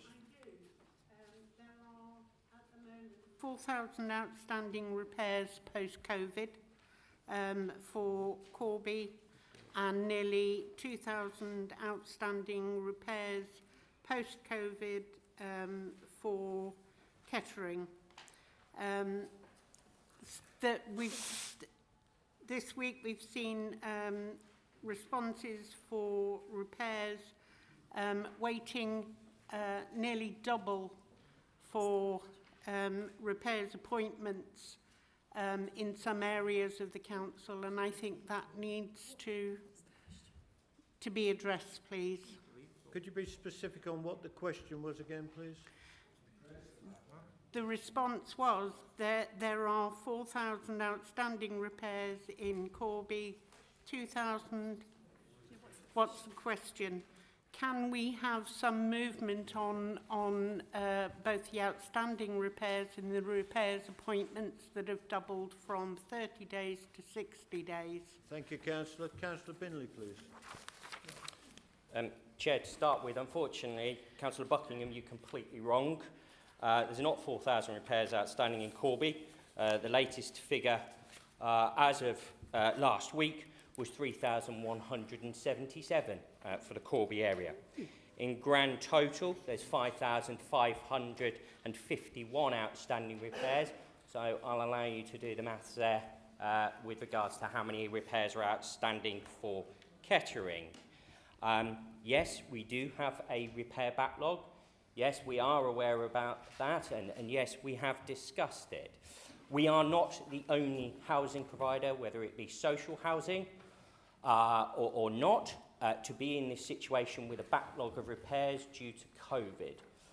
As you know, this council, this administration has come forward with a very ambitious plan with regards to our budget. As I know you're well aware, because of course you're very diligent in attending the executive meetings, and we've discussed those proposals with regards to the proposed budget to address that backlog. Thank you, Chair. Thank you, Councillor. Now move on to question 9. Councillor Addison, do you have a supplementary question, please? I don't, Chair, but I'll just... my question was addressed to the leader, but I note that Councillor Scott Edwards responded, but I've got no supplementary questions. Thank you, Councillor. Move on to question 10. Councillor Mark Pengelly, do you have a supplementary question, please? Yes, I do, Mr. Chairman. And I agree with the leader of Frank. I think it is difficult to mark out of 10 how we're doing. I think, and I wonder if the leader agrees with me, the way to see how this council is performing is by what happens at the ballot box. And we saw when Councillor Best got elected, what they thought of this administration in Oundle. And does he agree with me that when we look at the result in Kettering next week and we get another Labour councillor, that will show how well they're doing? Thank you. Councillor Pengelly, I'm going to have to stand up in a minute. What was the question? That's the question. Does he agree with me? The ballot box tells us how we're doing. We'll move on to question 11. Councillor Colquhoun, any supplementary question, please? Yes, please, Chair. I would like to ask the leader that... sorry, bear with me a sec. The leader says that anything will go through appropriate governance function of the council. Could I ask the leader, will this move forward, will it include, where appropriate, adequate and timely consultation? Thank you. Yes, absolutely. Any consultation that we do is robust, as we've already discussed. It's fit for purpose. So I'm happy that any consultation moving forward will tick all those boxes and there won't be no issues. Thank you, Councillor. Question 12, please. Again, Councillor Colquhoun, do you have a supplementary? I'd like to ask Councillor Lawman. I wasn't aware actually about there being no regulatory action outside of London. I was wondering if it would be possible for us to introduce any such bylaw, or alternatively, if Councillor Lawman could tell us if it would be appropriate in badly affected areas here for some sort of fencing or anything that would obstruct parking. Thank you, Chair. Have you got that, Councillor? I think I did, but have you got that? Yeah, thank you. Obviously, we have to follow national legislation, and it's not in place for us to enforce that. There are also regulations against putting items on the verge and the highway. And I know some people put things like stones and rocks out to stop people parking. That is actually illegal. So we would need legislation to be passed in order to be able to do that. I have every sympathy with his point of view about parking on the verge. It makes it difficult for us to cut the grass and so on, and it looks unsightly. But we do need the legislation. I quite agree with you, Councillor, except when my visitors come. Right, question 13. Councillor Maxwell, do you have a supplementary question, please? I do. What I'd like to say to Councillor Norman is that where bus stops are actually installed by the developer, they go away and then they leave it, like the one in Higham and the one in Earthenborough. So therefore, who actually picks up the bill? Could you pull the mic a bit closer? Sorry. Next time. Thank Sorry. you. Councillor Lawman, did you get that? Yes, he said. Okay. Oh, I don't have to press it. I think it says it quite happily in the answer that if the developer puts it in, he owns it and is responsible for it ongoing. And obviously, if it falls into disrepair, we would have to take action against the developer. Councillor Maxwell is shaking her head. Maybe you two could get together afterwards, could you? Thank you. Councillor Lilly, do you have a supplementary question, please? Yes. Do you acknowledge, Councillor Bundy, that Kettering residents have had no chance to use the Kettering Library to answer public consultations in the last 6 months that the Wi-Fi has been down in Kettering Library? I do appreciate that the Wi-Fi is down. We're working as fast as we can with contractors to get that back up. We hope it's going to be back up within the next 3 weeks. Because of security and bandwidth issues, we can't use the other Wi-Fi within the building, I'm afraid, but that's a matter of fact.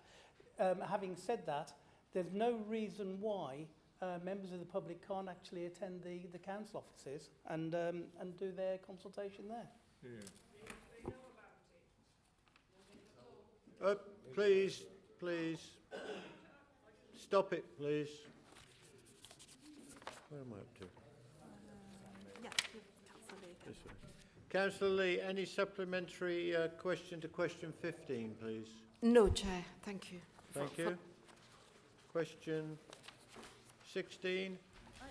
Again, Councillor Lee, do you have a supplementary? No, Chair. Thank you for the reply. Oh, whipping through these, thank you. Question 17, Councillor Llewell, do you have a supplementary, please? Yes, Yeah, of course. please. I just want to say thank you for the response. And my question is, as I understand that we can't commit to ruling things out, but as freedom-loving Tories, would you agree with me that the very essence of this trial is draconian and authoritarian, and our Conservative administration shouldn't go anywhere near it? Councillor Brackenbury, please. David. Thank you, Mr. Chairman, and thank you, Councillor Llewell, for your comment about this. North Northamptonshire is a wide, diverse, semi-rural area with pockets of urban and suburban existence. It is not an appropriate authority area, really, to do these experimental projects that are being carried out in some very densely populated environments, which have got very detailed public transport, and they have the infrastructure in some areas, perhaps in Oxford, as in your original question, to support a 15-minute zone. It is not something we have in any form of contemplation for North Northamptonshire, although we will always look interestedly at how other people elsewhere in the country are running their affairs. But Northamptonshire, or North Northamptonshire, comes first. Thank you, Councillor. Question 18. Councillor Llewell, do you have a supplementary question of myself, please? Just a comment to say a very well written response. Thank you very much. Absolutely. I answered that one. Thank you. Didn't I? Yeah, you did. Question 19. Councillor Addison, do you have a supplementary question, please? I do.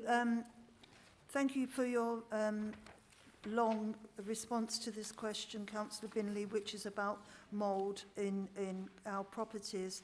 I haven't had time to go through all the responses you've sent me because I only got this at this meeting tonight. But I would ask, is there a ring-fenced fund to put this work in progress?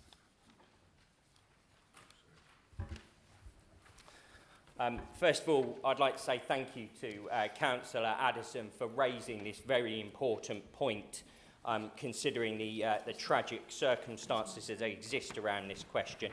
And I do apologise for the lengthy reply. I am responsible for that one as well, but I wanted to make sure that you had all of the information to show how seriously this council is taking its responsibilities for its residents. To answer your specific question, we do not have a ring-fenced fund in the budget for addressing mould issues. It comes out of the repairs. However, as per my answer, you will see how many repair jobs we currently have outstanding.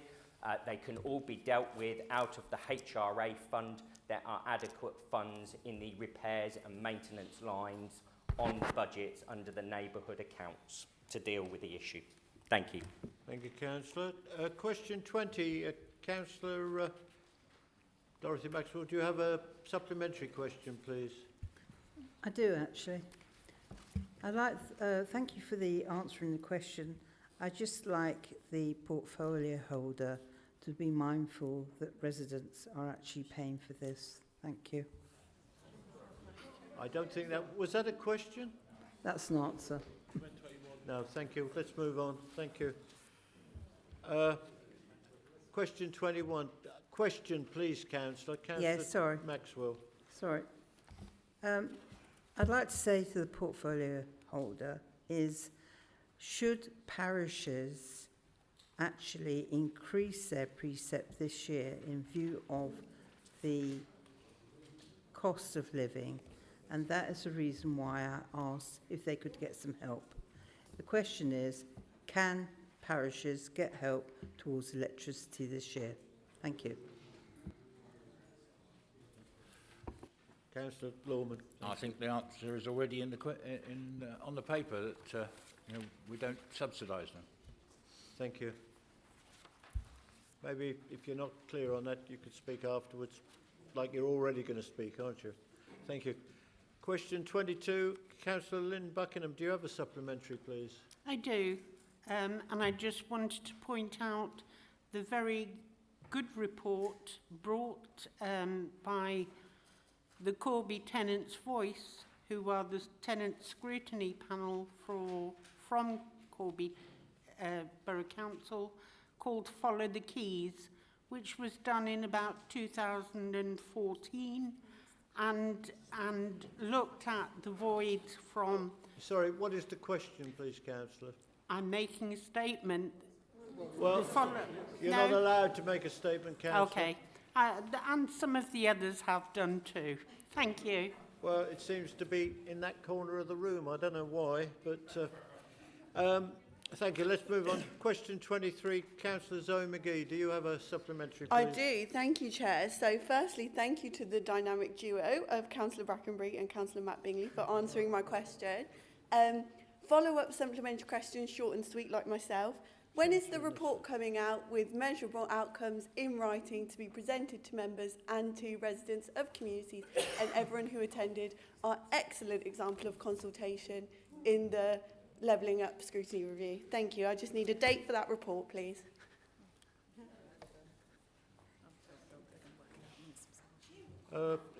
Councillor Bingley, is it? Yeah, I'll take it. Thank I'll you. take it. I've got XXX on my papers here, so go ahead, XXX. Councillor McGee, I do not have a date for you. I cannot give an exact date. What I can say, it is currently sitting with officers who are writing the report at this point in time, but I do not have a date. It is being pushed by myself, and I can assure you as soon as officers have got time, that we will get that out. But as you would imagine, at this point in time, they're very, very busy with the budget. Thank you, Councillor. Councillor Brackenbury.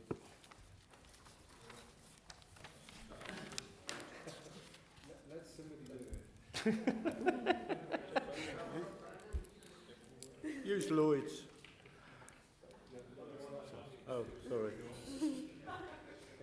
Okay, I've got a fairly loud voice anyway, so I'll probably manage.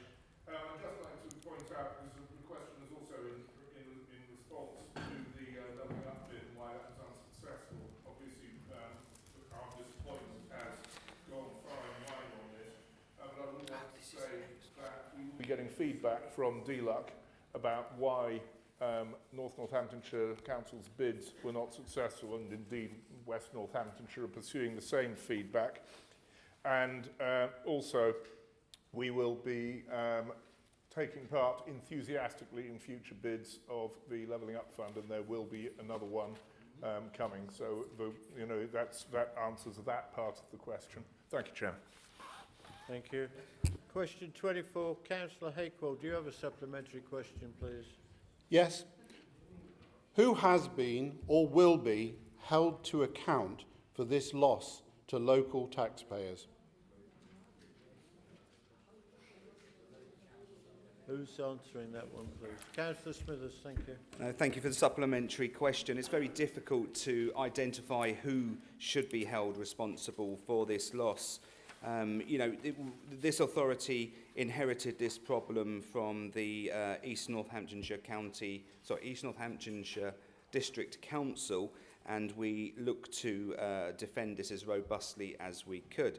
However, at the time when this action was brought against Dr. Monks, it was a Labour-run authority at East Northants Council, which obviously hasn't helped on this.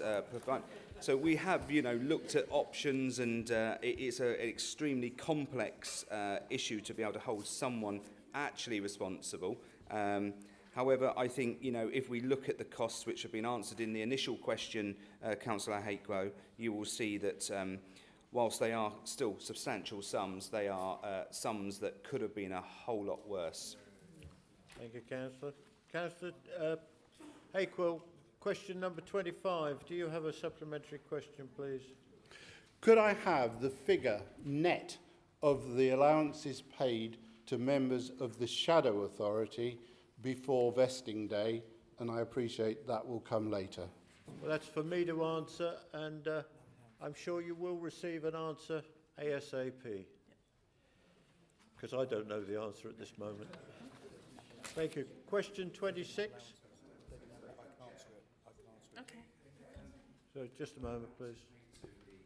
So, sorry, we will absolutely clarify, I know the leader is saying, but my understanding was that there were no allowances paid to any councillors in the shadow period. I'm looking at a few nods, so I think, Councillor Hakewell, we will follow that up for you as you've asked, but I'm pretty sure no allowances were paid. That will be confirmed to you, Councillor. Thank you. Question 26. Sorry? Councillor Hakewell, do you have a supplementary question for 26, please? Well, yes, I do, but that last answer, Chairman, it's in the first answer that the allowances were paid. Anyway, we've moved on, Councillor. My supplementary question is, how will the success, or otherwise, of this 1.5 million spend be scrutinised? Councillor Lorman, please. Thank you, Chairman. Scrutiny is obviously perfectly able and willing and capable of calling into scrutiny meeting to be looked at, either the Finance or the Scrutiny Commission. And if they do so, we'll happily attend. Thank you, Councillor. Question 27. Councillor Colquhoun, supplementary question, please. Yes, please, Chair. May I first say thank you to Councillor Brackenbury for a very good and comprehensive answer to my question. I'm really pleased about showcasing job opportunities, with the exception of Serco being there right enough looking to make an earner out of people's hardship. But my supplementary question to Councillor Brackenbury is, given that there may well be future job fair type setups, would Councillor Brackenbury agree that local community centres may also be good venues for such? Thank you. Councillor Brackenbury, please. Thank you, Chair, and thank you, Councillor Colquhoun. And I think we are actually on the same side on this. We are doing our utmost to mitigate the very unfortunate spate of job losses or jobs that are under threat, because they're not all at this moment job losses, but we are doing our utmost to mitigate it. I will be attending the jobs fair next Thursday here in the Cube, and I know that a wide selection of employers are also going to be attending, and we will be working together to try to mitigate these job losses and to try to find alternative sources of employment for people who may be having troubles, as well as many other people in Corby and the surrounding area who will be coming in to seek some of the very positive job opportunities that do still exist in Corby and are going to continue to expand in Corby. So I think it's unfortunate. It is, and I completely take your point, Councillor, but it's not all doom and gloom. I think that Corby and Northamptonshire and the whole can experience quite a good variety of jobs, and that is something that we are absolutely seeking to do across a wide range of employment opportunities. But thank you very much for the question. Thank you, Councillor.